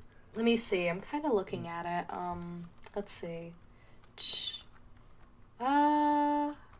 She prevents William from dying in a traffic collision, which inadvertently creates an alternate reality where William is alive, but Chloe has been paralyzed from the neck down as a result of a collision in her own car. Okay. So... Oh, okay. Huh. That's interesting. Yeah. It's almost like the supernatural force is like, all right, well, someone in that family has to have a car accident, Yeah. And then it just kind of moved to somebody else. It did. It transferred to her. That was a really emotional start to that next chapter, too, when you're spending time with Chloe. Oh, yeah. Oh, yeah. And especially, I mean, like, God, there's just the different emotional things that this game hits you with. No, wait, I'm going to stop you right there because, Alaina, I don't remember exactly when you played Life is Strange, but Chris, I know you played Life is Strange not that long ago, so you actually had all of the episodes out already, okay? When I was playing Life is Strange, okay, you would get dealt these bombshell cliffhangers and then have to sit and stew on it for a month and a half and wait for the next episode to come out, and that was brutal. Yeah, I'm not denying that whatsoever. I'm sure, like, actually having to sit and wait for months for a new episode to come out was just absolute torture, especially after getting a cliffhanger like that. Not even that one. I don't know what Justin did after chapter 4. Like, I had to immediately dive into chapter 5. Like, I'm glad we're getting into this because when Chris was playing, I kept telling him, wait till the end of chapter 4. Wait till the end of chapter 4. And then one day I got a text out of nowhere, and it was just, like, all, like, Chris screaming. And I was like, oh, I guess he hit the end of chapter 4. Yeah, man, the end of chapter 4. When you find... That is when you realize... it's one of the other stories in the original Life is Strange is these children are going missing. These kids are going missing. This person, Rachel Amber, one of the popular students from the school, who we will definitely be getting into much later. She has gone missing, and people are curious, like, what exactly is going on? And at the end of episode 4, Chloe, it turns out, has like a very deep personal connection to Rachel Amber, and she wants Max's help to try to find Rachel. And eventually they follow the clues and they make their way to the junkyard, where they discover Rachel's body buried in a little patch just somewhere in the middle of the junkyard, which is just a brutal scene. I mean, and absolute props. We haven't mentioned the voice acting, but absolute props to Ashley Birch, who has hit it out of the park, playing as Chloe. Like, her reacting to discovering Rachel's body is just such an emotional gut punch of a scene. And like, she is just devastated, and you can just hear it in her voice. And then almost immediately afterwards, Chloe gets shot, and you discover that the person behind all the mysterious disappearances is their teacher, Mr. Jefferson. Dun, and then dun, dun. boom, and then boom, episode 4 ends. And he sedates Max. Yeah, Yes, he does. he sedates Max, and that's the last thing she sees is it's Mark Jefferson right before she passes out, and that's the end of episode 4. I lost and my up until that mind. point, Mark Jefferson has been portrayed as, you know, a super nice, caring guy that gives Max a lot of advice. He's her photography teacher, and like, he's just like this super well trusted, like, mild-mannered guy. And the last thing I thought was to see him like in that role, and man, what a freaking shock that was. And look, you get the creepy feeling from Jefferson. Like, you kind of get like hints here or there. But what's crazy is, I don't care who you are, when you play chapter 4 and you're in the scene where they're having the party at the school, the Vortex Club party, and Jefferson shows up, you trust him at that moment. You're like, oh, okay, Jefferson here. He's going to help. Like, he's going to help catch Nathan. And then when that happens at the end of chapter 4, you just feel so betrayed. You're like, oh my God, no. Yeah. It's, oh man. So I think now would be, since we brought up Rachel, would be a good time to switch gears into Before the Storm, unless anybody has any final thoughts on the original Life is Strange. I have one more final thought just about chapter 4. Yeah, go for it. Specifically in reference to what Chris mentioned about Ashley Birch's performance at the end of chapter 4. I would recommend anybody who plays the game, play it first. Go and find Ashley Birch's Twitter. She wrote a really just amazing introspective. And it's all about her own grief and loss.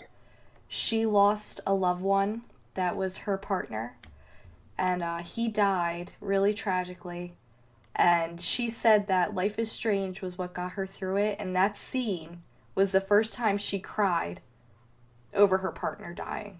And I mean, I cried like a baby just reading all the things she wrote.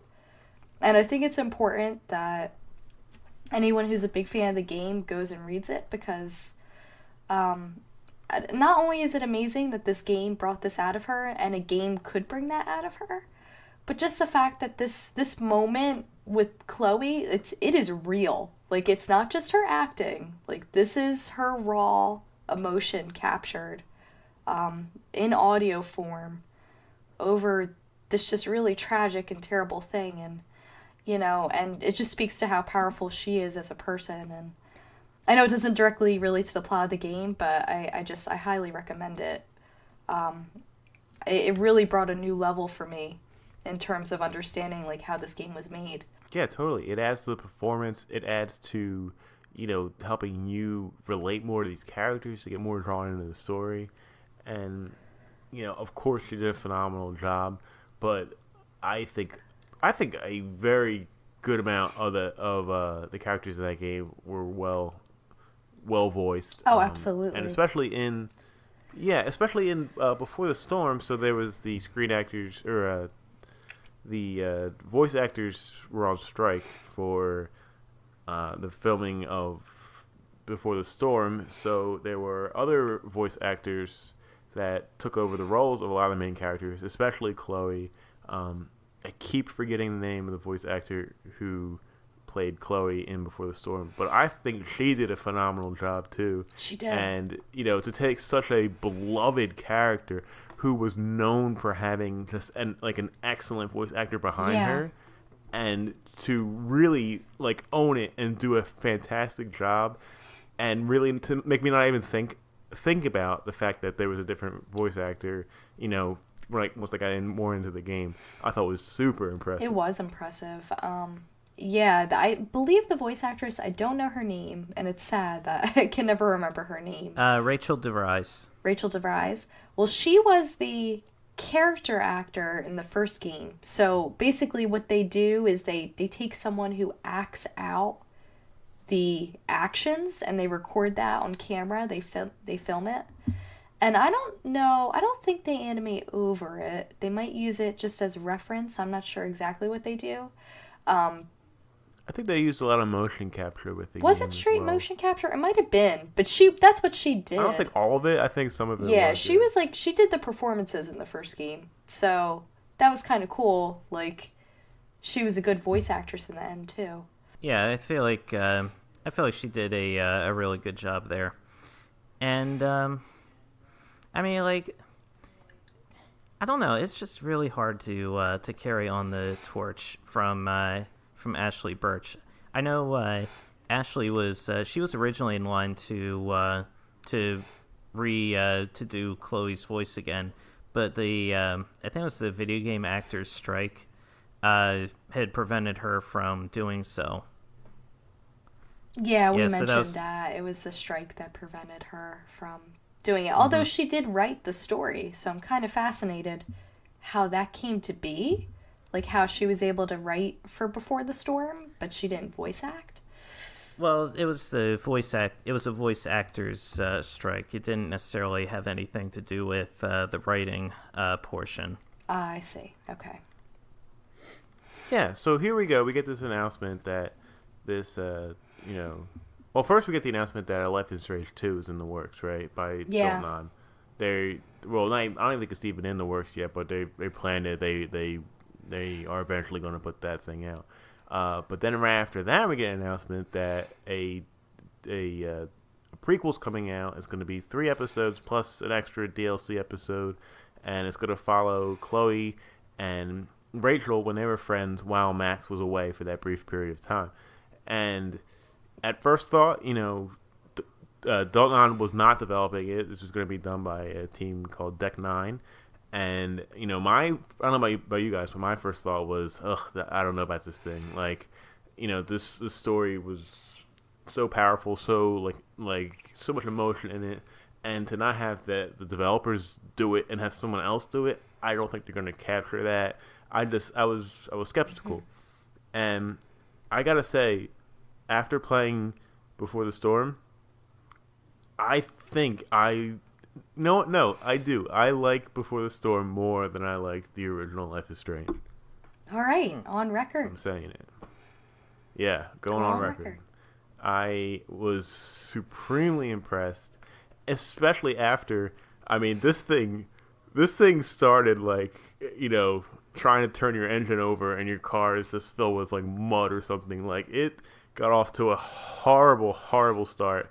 Where the first hour of the game just looked terrible, it played terrible, it was boring, the voice acting was really bad. It did not look good in the beginning, but it found its footing, and it really, I think the writing was fantastic. I really loved how you actually had these, Chloe had these dream sequences where she would be riding in a car with her father, and you just kind of build their connection up more, and how he kind of played a role in the story. You get to learn more about Rachel Amber and more about why Chloe and Rachel became such good friends. It made what happens to Rachel later so much more painful and it was like a bittersweet experience playing that game, right? Because I was so happy for them, and like, you know, they're great friends, which even like sort of there's even like some sort of romance there between them too. Oh, possibly. not just sort of. And like there is a romance. well, yeah, I guess you can pick really how you want it to go. Yeah, sort I guess of, that's right? true. But I mean, there's just such a strong connection between these two characters, and it made knowing what happens to Rachel later in the game just such a hard pill to swallow. And when the game ended and it kind of led into, you know, the little teaser thing at the end of what happens to Rachel, like, man, I felt sick. Like, that was really tough to watch. I felt sick too. Like, to be honest, like, it is so jarring because the ending just hits you with this really happy-go-lucky sequence showing the two of them, you know, continuing their friendship, growing a little older together, you know, just continuing to have that close relationship that no one thought would work.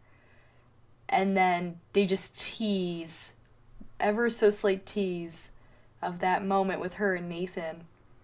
And, oh, God. After everything that you go through in BTS, it's just so painful.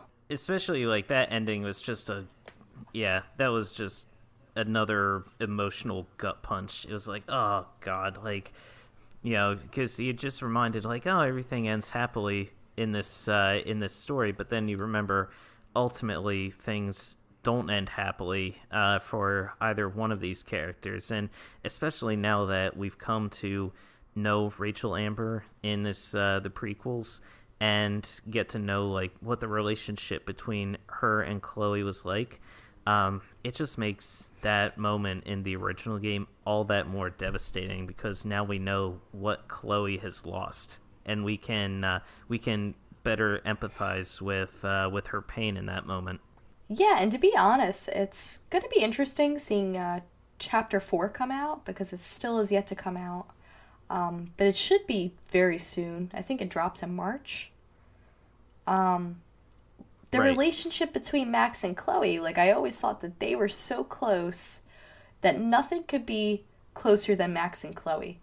But seeing the relationship between Chloe and Rachel, like I don't know now. Like That is an excellent point. Yeah, you know, I was thinking the same thing. Like, I almost forgot about Max playing like Before the Storm. You know, I Yeah. mean, they were like inseparable. they were, and it was like I don't know. I just, you know, I feel like the way that they depicted Chloe in the first game, she was like an iconic, lovable character. Rachel, it was going to be really hard to build up to Rachel because they really built her up in Life is Strange. Like, I was, like, nervous about it because I was like, all right, like, what are they going to do with this character? I mean, she's larger than life.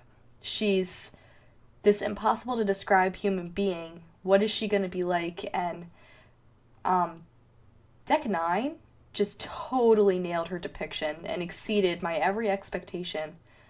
She is so beyond likable, and she's not a Mary Sue. Like, I think she does have her flaws, and you know she has her flaws from Life is Strange. Yeah. And yet, like, she is just so perfect, and it's hard because they are both so fleshed out to put them besides Max now, because Max was such a blank insert yourself character in the beginning. Like, how do you compare her to the range that Chloe and Rachel show in BTS? It's really hard.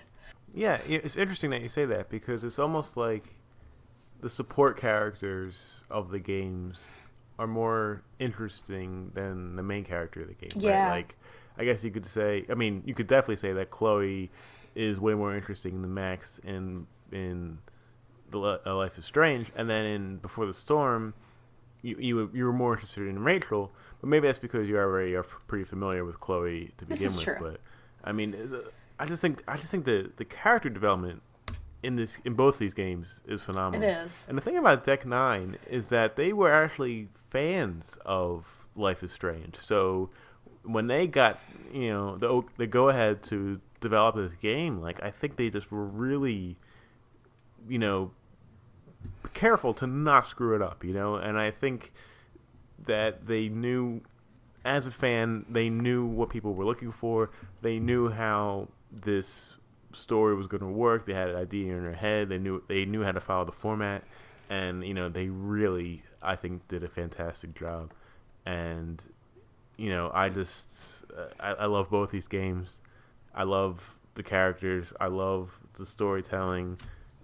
I just think that I'm really glad that we all were able to play these and not have them spoiled. So I really hope that you're not listening right now and getting it spoiled. Yeah, I mean, definitely, if you've listened this far, unfortunately, you've gotten a heavy dose of spoilers. But I will say that, like, there are definitely big critiques that I have for BTS, just like I do for Life is Strange. But at the end of it all, like, they are both really solid, enjoyable titles. Like, you're not going to regret purchasing either of these. Definitely nothing like that. Like, you're going to always remember your experience with it, no matter how you react to it, good or bad. But yeah, there is definitely some controversial, excuse me guys, scenes I would like to talk to you guys about. First question. What do you guys think of Elliot? Elliot sucks. Oh, like Chloe's love interest kind of guy or whatever? Yeah, I thought he was like a waste of a character. I don't know why he was there. Yeah. Was he even in the original game? No. I don't think so. No, that was Warren, who was Max's potential love interest in the original game. Yeah. Elliot was this game's version of Warren. And yeah, I just had absolutely no interest in him whatsoever as a character or as an interest of any sort. He was just kind of there. Yeah, he just seemed like more of an obstacle than anything else. Especially on that one part where he just turns into like this abusive asshole out of nowhere. Yeah, really. I was like, man, I just fucking hate this guy. Yeah. I was thinking the exact same thing. I was like, man, I was just like annoyed with you before. Now I just fucking can't stand you. Well, here's the thing. Like, I never really liked Warren. I mean, I don't know what you guys thought, but I mean, he was a little more fleshed out than this guy. So, I mean, I guess there was parts of him that were okay in the first game. What I didn't like about it was the fact that you kept coming back to as Max, like, at least in the first half of Life is Strange, that you weren't really interested in Warren.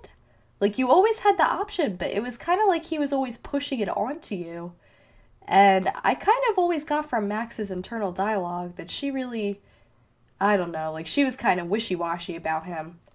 So that feeling in general always kind of pissed me off. I was like, why do they have to keep inserting him? Like, he doesn't have to be there. But then I kind of saw at the end that they were trying to, like, I don't know, I suppose give people some type of choice between him and Chloe, and it was sort of an interesting relationship, so fine, whatever, I gave it a pass. And then he... Literally, every time he showed up for me, every single time, I, like, rolled my eyes, and I was just like, I don't want to talk to this guy. Like, he was kind of like that guy. I mean, alright, I don't know if you guys have had girls who have done this to you, but I could say as a girl myself, that I've had guys approach me over and over and try to get with me and are interested in me, and they don't let it go. They just never give up. I can assure you from the bottom of my heart, I have never, ever had this experience. I sadly confirm with Chris. It has never happened to me either. Yeah, that is not an experience I can even I can't even pretend that that was relatable. I'm not even sure what a girl is. Well, at any rate, I'll explain it after we get done recording.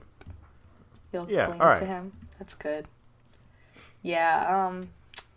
So you guys wouldn't be able to relate on this one, but it's uncomfortable. You could even see it in the game when you are Max. Like, you both were like, "Geez, like, this guy, he's so annoying. Leave me alone."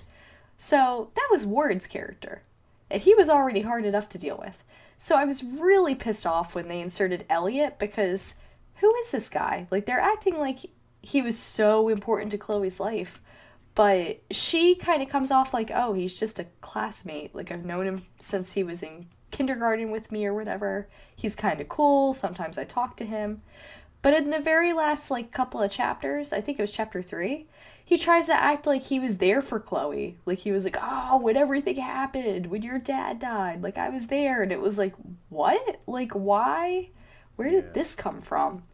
And supposedly you could find in his room, in chapter 2, I think, when you're in the boys' dormitories, you could find in his room all this stuff where he's stalking Chloe.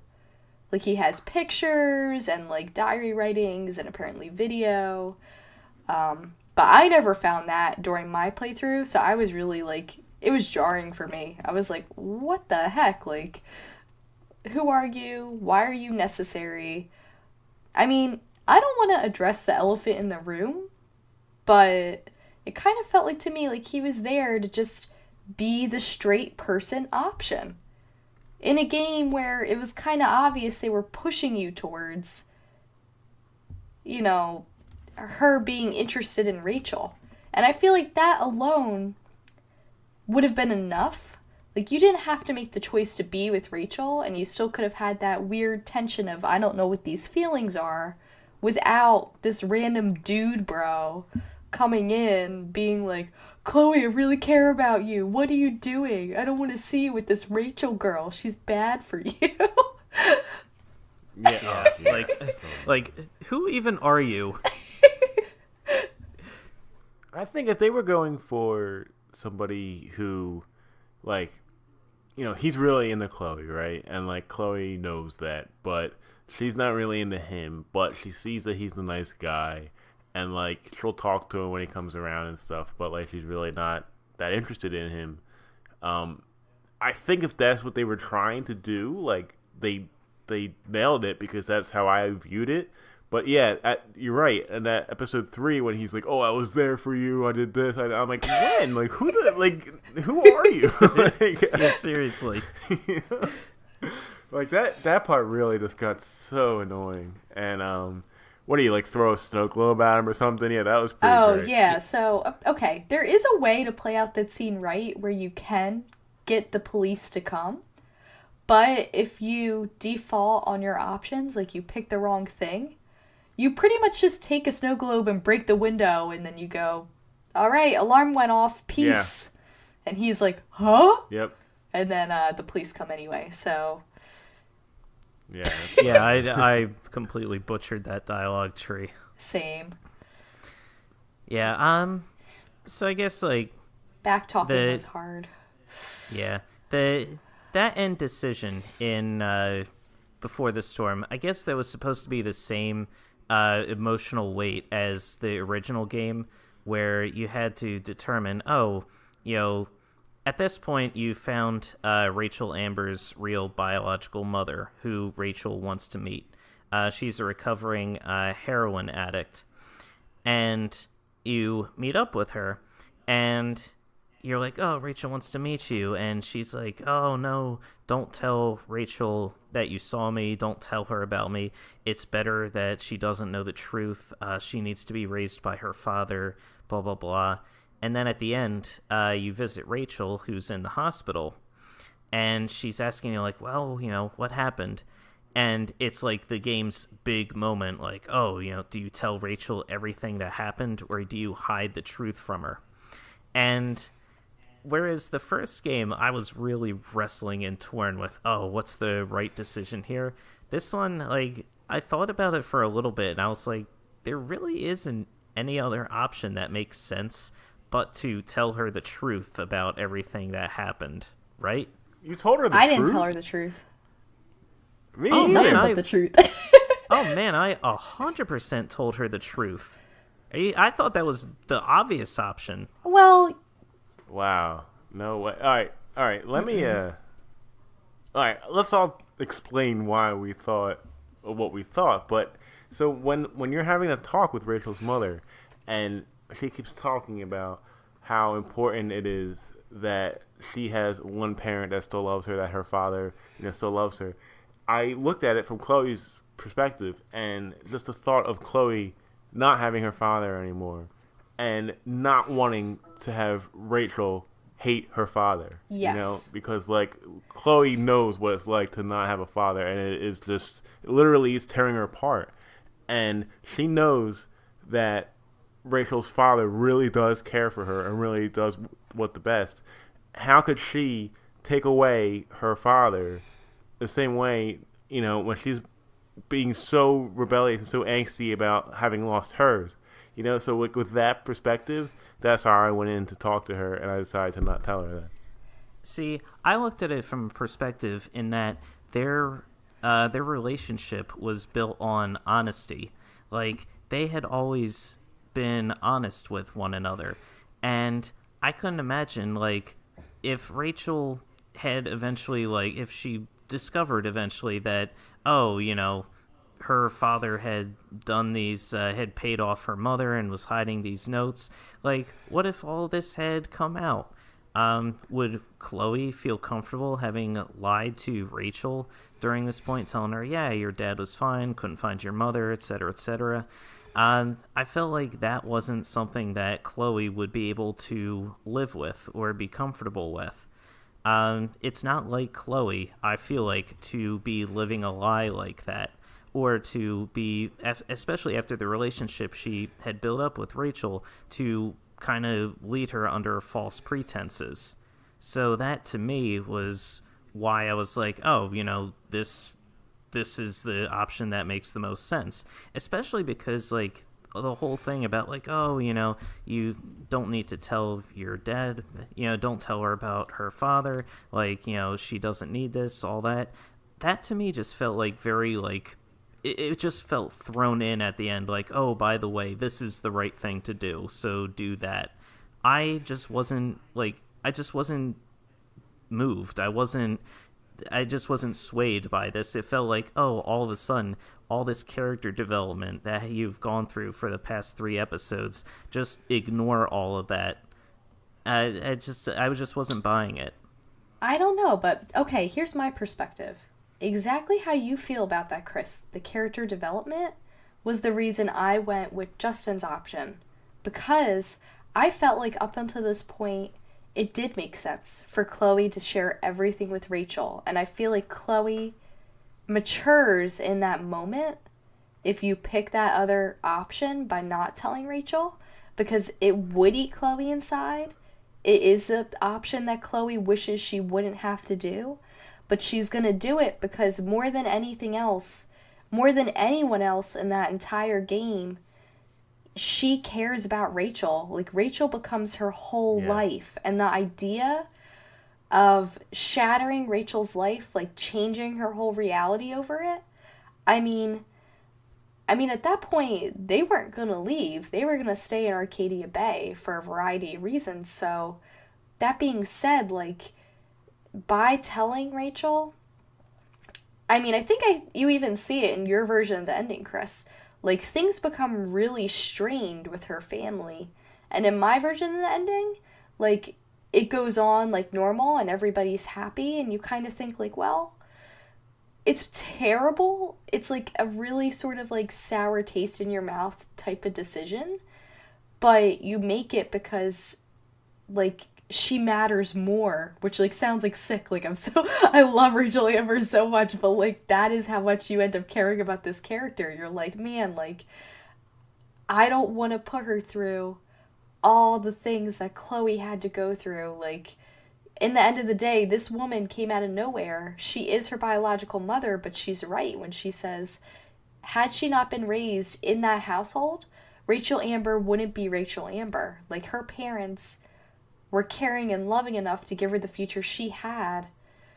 I don't know, like, I think Chloe envies that so much on, like, so many levels. Like, I think she doesn't have that in every capacity. Yeah, I think Chloe wants the best for Rachel. And I think in her head, the best for Rachel was not to have her lose, you know, the support and love of her father and, you know, his wife, who was essentially, you know, Rachel's mother. Like, so I think she, like you said, exactly was mature enough to realize that and just want the best for her. I mean, Chris, I'm not saying your thought No, process it was wasn't wrong. at In fact, all. I think you made a lot of good points, and it's funny. I think it's really funny that you actually went the other way on that. Because maybe it makes me think that ending those choices weren't as black and white as I thought they were. Yeah, personally. because They were really especially, I mean, gray. yeah, especially in talking with you guys, like at the end, like Rachel and Chloe are still happy and hanging out and all that. In my ending, yeah, like Mr. Amber is like upset and things are a little strained between him and the new Mrs. Amber, but Rachel, like Chloe picks Rachel up from school. Rachel's happy. They're hanging out. They're doing all sorts of like they're still happy together. They still have like a great relationship. Things haven't become strained between them. Everything turned out fine. And I mean, like I felt like that was the option that provided the most. I mean, for lack of a better word, justice. Because I mean, Rachel and Chloe still wound up together and happy. Mr. Amber, like all of his lies have been exposed up to this point, and I mean, to me, like it just felt right. I mean, until you get the shot of Chloe trying to call Rachel at the very, very end, but I don't know, like the game led me to believe that that would be the correct choice to make, and the epilogue that it provided kind of told me that yeah, this was a good choice to make. I don't know. I think it's such a toss up. What's funny is the way that you went about it, like your description of why you chose it. I mean, it was part of my thought process trying to pick it too. Like I was really fighting back and forth about what to pick. And I ended up going more like Justin's route, like thinking more about the way Chloe was rather than like, I don't know, I guess like serving some type of justice. I guess I felt that it made sense for her to be dynamic at that moment. But I mean, I could just as easily see your logic. And you know what's even crazier? I don't know if the two of you know, but you could actually have Rachel meet her mom if you choose the right actions. I was just gonna bring that Yeah. up actually, but continue. Yeah, so I mean, like, even And it gets I- even deeper than that, you know? Like, there's even more to go on to that. Yeah. I didn't even realize that until the very, very end where they're showing the percentages of things that happen. And I was like, oh, Rachel meets with her biological mother. And I cocked my head to the side. I was like, that can happen? I flipped out. Yeah, I mean the percentage for me was like either 0 or 1% figured that out. Yeah. It's crazy. Do you guys know what you had to do in order to unlock it? Yeah, I looked it up. It involves like you have to get the wristband from Rachel in the previous episode, right? Yep. And then you have to give the wristband to the mother when you Yep. talk to her, and then you have to like say a certain amount of sequence, and then even then it might not still work or something like. It's And really weird. one really crucial moment, too. The end of chapter 2, you cannot kiss Rachel. Which I think for a lot of fans I failed that. is just not an option. Like a lot of people just they hit that button harder than anything. I mean, I'm sure if you looked at the poll for that one, a lot of people probably did that. And again, not everybody does, but they definitely hooked you by making that, Yeah. a very rare ending, which I think is cool. Because, yeah, in Yeah. hindsight, you look at it, you're like, oh man, like, my greed is what became my downfall. I really valued that talk with Rachel's mother at the end of the game. I thought that everything about it was just, I mean, like the dialogue was great. The way they set up the camera shots and everything was Yeah, it was really cool. awesome. And it really made me think, like, when she first started saying, don't tell Rachel about this, and I was like, yeah, right, like, come on, I'm not going to tell Rachel. And then the more she kept talking, and then she just started making more sense, and what she said was carrying a lot of weight, and I think it really helped me form my decision at the end. But one thing that was really weird was the way that, I guess, Frank kills that bad guy or whatever. So weird. And like that just happens, and it happened off screen, and I know, but like at the end, like you see like him with the guy's knife or whatever. But like nothing did no police come searching for that guy? Like, was there no fallout to that? Like it was so weird. Yeah, the whole thing with Damien, I don't know. It was just he was a weird character. He was another oddly handled character, I thought.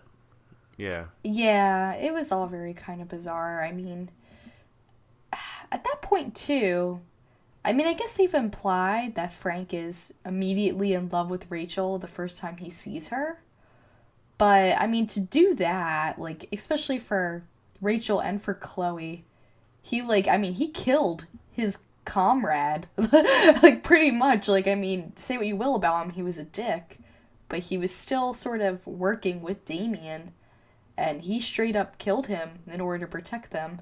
Yeah, and we know nothing bad happened to Frank because he's in Life is Strange. Like, Pompidou's fine. Like, everybody was no fine. fallout from that action.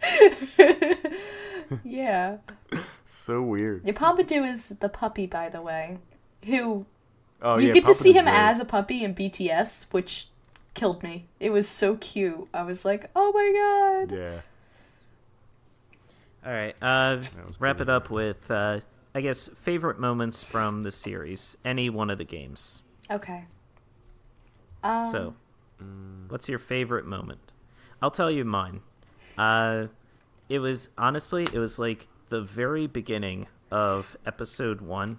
Like, it was just one of my favorite moments where you leave the classroom and you're walking down that hallway, and that kick-ass like guitar like song is like playing, and the credits are just kind of like going by as you're walking down the hallway. That to me, like, when I first saw that moment, when I first booted up this game, I instantly knew. I was like, okay, yeah, I'm really gonna like these games. That's a great one. I have two off the top of my head. The first one is in Life is Strange. I think it's the first time you go over Chloe's room and you start hanging out, and then she's like, yeah, I love this song, and the song comes on the radio, and she like starts jumping up and down in her bed, and I was like, holy shit, this song is awesome. And I like ran over to my computer and like looked up what it was, and it's this song by this band Silverchair. I forget the name of it, but man, like, I loved that song so much. I think I like sat there and listened to it for like, I don't know, 10 minutes straight, and like, cause like it was just like one of those looping scenes where you can just kind of like leave it whenever you want to, but like it shows different camera angles of like Max and Chloe hanging out, listening to the song, and yeah, I thought that was great. And then the other one would be in Before the Storm, when Rachel's in her bed and she's really upset, and then you kind of figure out her like light fixture kind of thing to like project like the constellations on her ceiling. Right. And like you kind of just like lay in bed and like look at them, and like I don't know, I really love that part. And a great song that plays at that moment, by the way. Yeah. Oh, yeah. That's another favorite thing. song the off whole the soundtrack. Soundtrack of that's a tough pick, but all of Before the Storm soundtrack is done by the band Daughter, and they're phenomenal. They are just absolutely incredible, and yeah, that was really nice. Yeah. Yeah. Alaina, what's your favorite moment? Those were all great choices. Well, Before the Storm, I have two. The junkyard scene. I believe it was it at the end of chapter 1 or chapter 2? Are you talking about when you see the car? Yes, that was great. Yes. That's a great choice. God. Great choice. I think I almost cried at that part. Same. That was ridiculous. extremely well done. I did cry. It was powerful. It was amazing. I love that scene. I also happen to love the chapter opener. Again, I can't remember which chapter it was. I have them mixed up. But when Chloe is expelled, she goes into the girls' bathroom and she graffitis everywhere. I love that moment. The song that plays at that moment is great too. Another really kick-ass, like you said, like with camera views and everything, like just awesome. Really great cinematography as well as like direction and just music and everything. It's just great. And Life is Strange. Oh god, it's so hard to choose a favorite moment from that one for me. I have a lot of memorable moments, but I feel like, I mean, the pool scene with Max and Chloe is definitely one of my favorite scenes. I think it's just, that was such a cool sequence. Plus, like, sneaking out of that place was really intense. Like, God, those, like, sneaking scenes you had to do in Life is Strange. Oh, yeah. I forgot there was, like, stealth scenes in The stealth stuff was so hard, especially at the very, very end of the game. Like, the last chapter stealth stuff was, like, crazy. Yeah, when you're in like that surreal, dreamlike environment. Yeah, oh man, that was bizarre. And this is just a funny thing that I thought I might add, but in my first playthrough of Life is Strange, I accidentally killed Pompidou. It's not a favorite moment, but it's a moment that I'll never forget. How did you kill him? Well, because you have the option. You're trying to break into Frank's van, and you're trying to... I forget what item you're trying to get from him. Oh, right, that moment. Okay, I remember now. But Pompidou's guarding it, and if you're not careful, Pompidou will, like, bite your head off, because he's like a guard dog, but he's a friendly dog. And so, basically, you have to throw something to get Pompidou away. And, the option comes up, throw it into the street or throw it into the parking lot. And so I didn't think about it, and right away I just picked throw into the street, not thinking of the consequences. And Pompidou runs out immediately into the street, joyfully to chase whatever you threw, and he gets immediately hit by a car. And it's just Max like, oh, God. No! And then you have to rewind time. Poor Pompidou. Yeah. Oh, Pompidou. Yeah. That was unfortunate. Yeah. Oh, man. There's just so many great moments from the Yeah. game.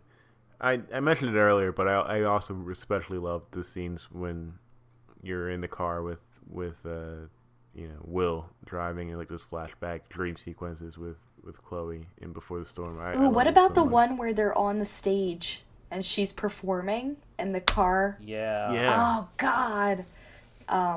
There's like, for context for anybody listening who hasn't seen it, you have to look up the scene. It's basically, she's in another dreamlike sequence. She's performing a stage play that her and Rachel had performed. And Will is talking to her, and she's like, I don't know, Dad, like, you're gonna get hurt. Like, she's nervous about it, because he wants to reenact the day when he went to get, the groceries. And at first, it's just imaginary, so it's like a play, like, nothing's there, right? He's just acting it out. And then, like, all of a sudden, like, they end it with, like, the car coming and crashing and just killing him. And, like, a real car, like, on the stage. And, Chloe just, like, crying out. Yeah. And it's just like, oh, my God. Like, yeah. It was nuts. Yeah. Oof. Well, I think we said probably all that we need to about these two games. I think I got a lot off my chest. Yeah, there was a lot for us to unpack in both games. Yeah, I believe so too. So if you're still with us, I hope that you didn't want to play these games and we didn't spoil anything for you. But if you did play these games, I hope that this kind of invokes some good memories for you. I know we're all anticipating Life is Strange 2. Did they ever confirm if it's going to be all new characters? I think they did. I think it's going to be. I think it might be a new setting and new characters, which I'm perfectly fine with. I don't think there's any more story to tell with the characters that they have. I want to see what else. I just want to see what new characters they introduce. Like Alaina mentioned, next month, this March, we're getting the new bonus episode for Before the Storm, where Max is coming back, and she and Chloe are going to be voiced by their original voice actresses. So we're definitely looking forward to that. Maybe Life is Strange 2 will be all about that guy that we hate. Oh God, Elliot. Warren, Elliot, Yeah. both Elliot of them. and Warren. It's just the two of them commiserating, like, man, I can't believe Max wasn't into me. Dude, I can't believe Chloe wasn't into me. Yo, we should be best friends. I did everything you're supposed to do. You know, lock her in her room, threaten her. What more does she want from me? Oh my God. Oh man, I hope not. But if there are people listening who weren't interested, but now you are interested, seriously, go back and play the games. Even in light of all these spoilers, I think you still will have a really good time. And plus, when 2 comes out, you know, you'll want to play that. And that'll be a brand new adventure that we can't spoil for a little while. So, there you go. Yeah. Yeah. That's pretty well said. Alaina, thanks so much for being on this week. Thank you guys so much for having me. Of course, always a pleasure.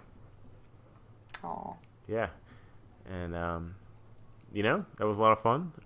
We'll be doing this again soon, but for now, that's all for this week. Remember, Press A repeatedly posts new episodes Mondays on iTunes, Google Play, and Podbean. If you like what you hear, please take a moment to rate and review the show, or tell your friends about us. It helps other people find the podcast and will really help us grow. And thank you to all who have rated, reviewed, and subscribed so far. We love you. You can follow us on our Facebook page and on Instagram at Press A Repeatedly. Alaina, where can people find you on Instagram? On Instagram, you can find me at Alaina Tomasello Art. That's my art page. And I think, I guess my personal page is just, I forget it. Just follow me on my art page. That's where I need followers. Alaina, you drew a really fantastic picture of Rachel Amber that you could have plugged right Oh, here. yes, please. Please go look at my picture of Rachel Amber that I did while playing this game. I definitely retweeted that. It was awesome. Thanks, guys. Yep, can be found on Instagram at Alaina Tomasello Art. Let me see. We are also on Twitter at Press A Repeatedly. I'm at cgold113. Justin is at oaf7724, and Alaina is at Lainey Lynn T. You can email us any questions or comments. Tell us all about your favorite moments from the Life is Strange series at parpodcast@gmail.com. That's all for this episode. Chris, Justin, and Alaina signing off. And remember, when you want to blow smooches to all your friends and foes alike, press A repeatedly.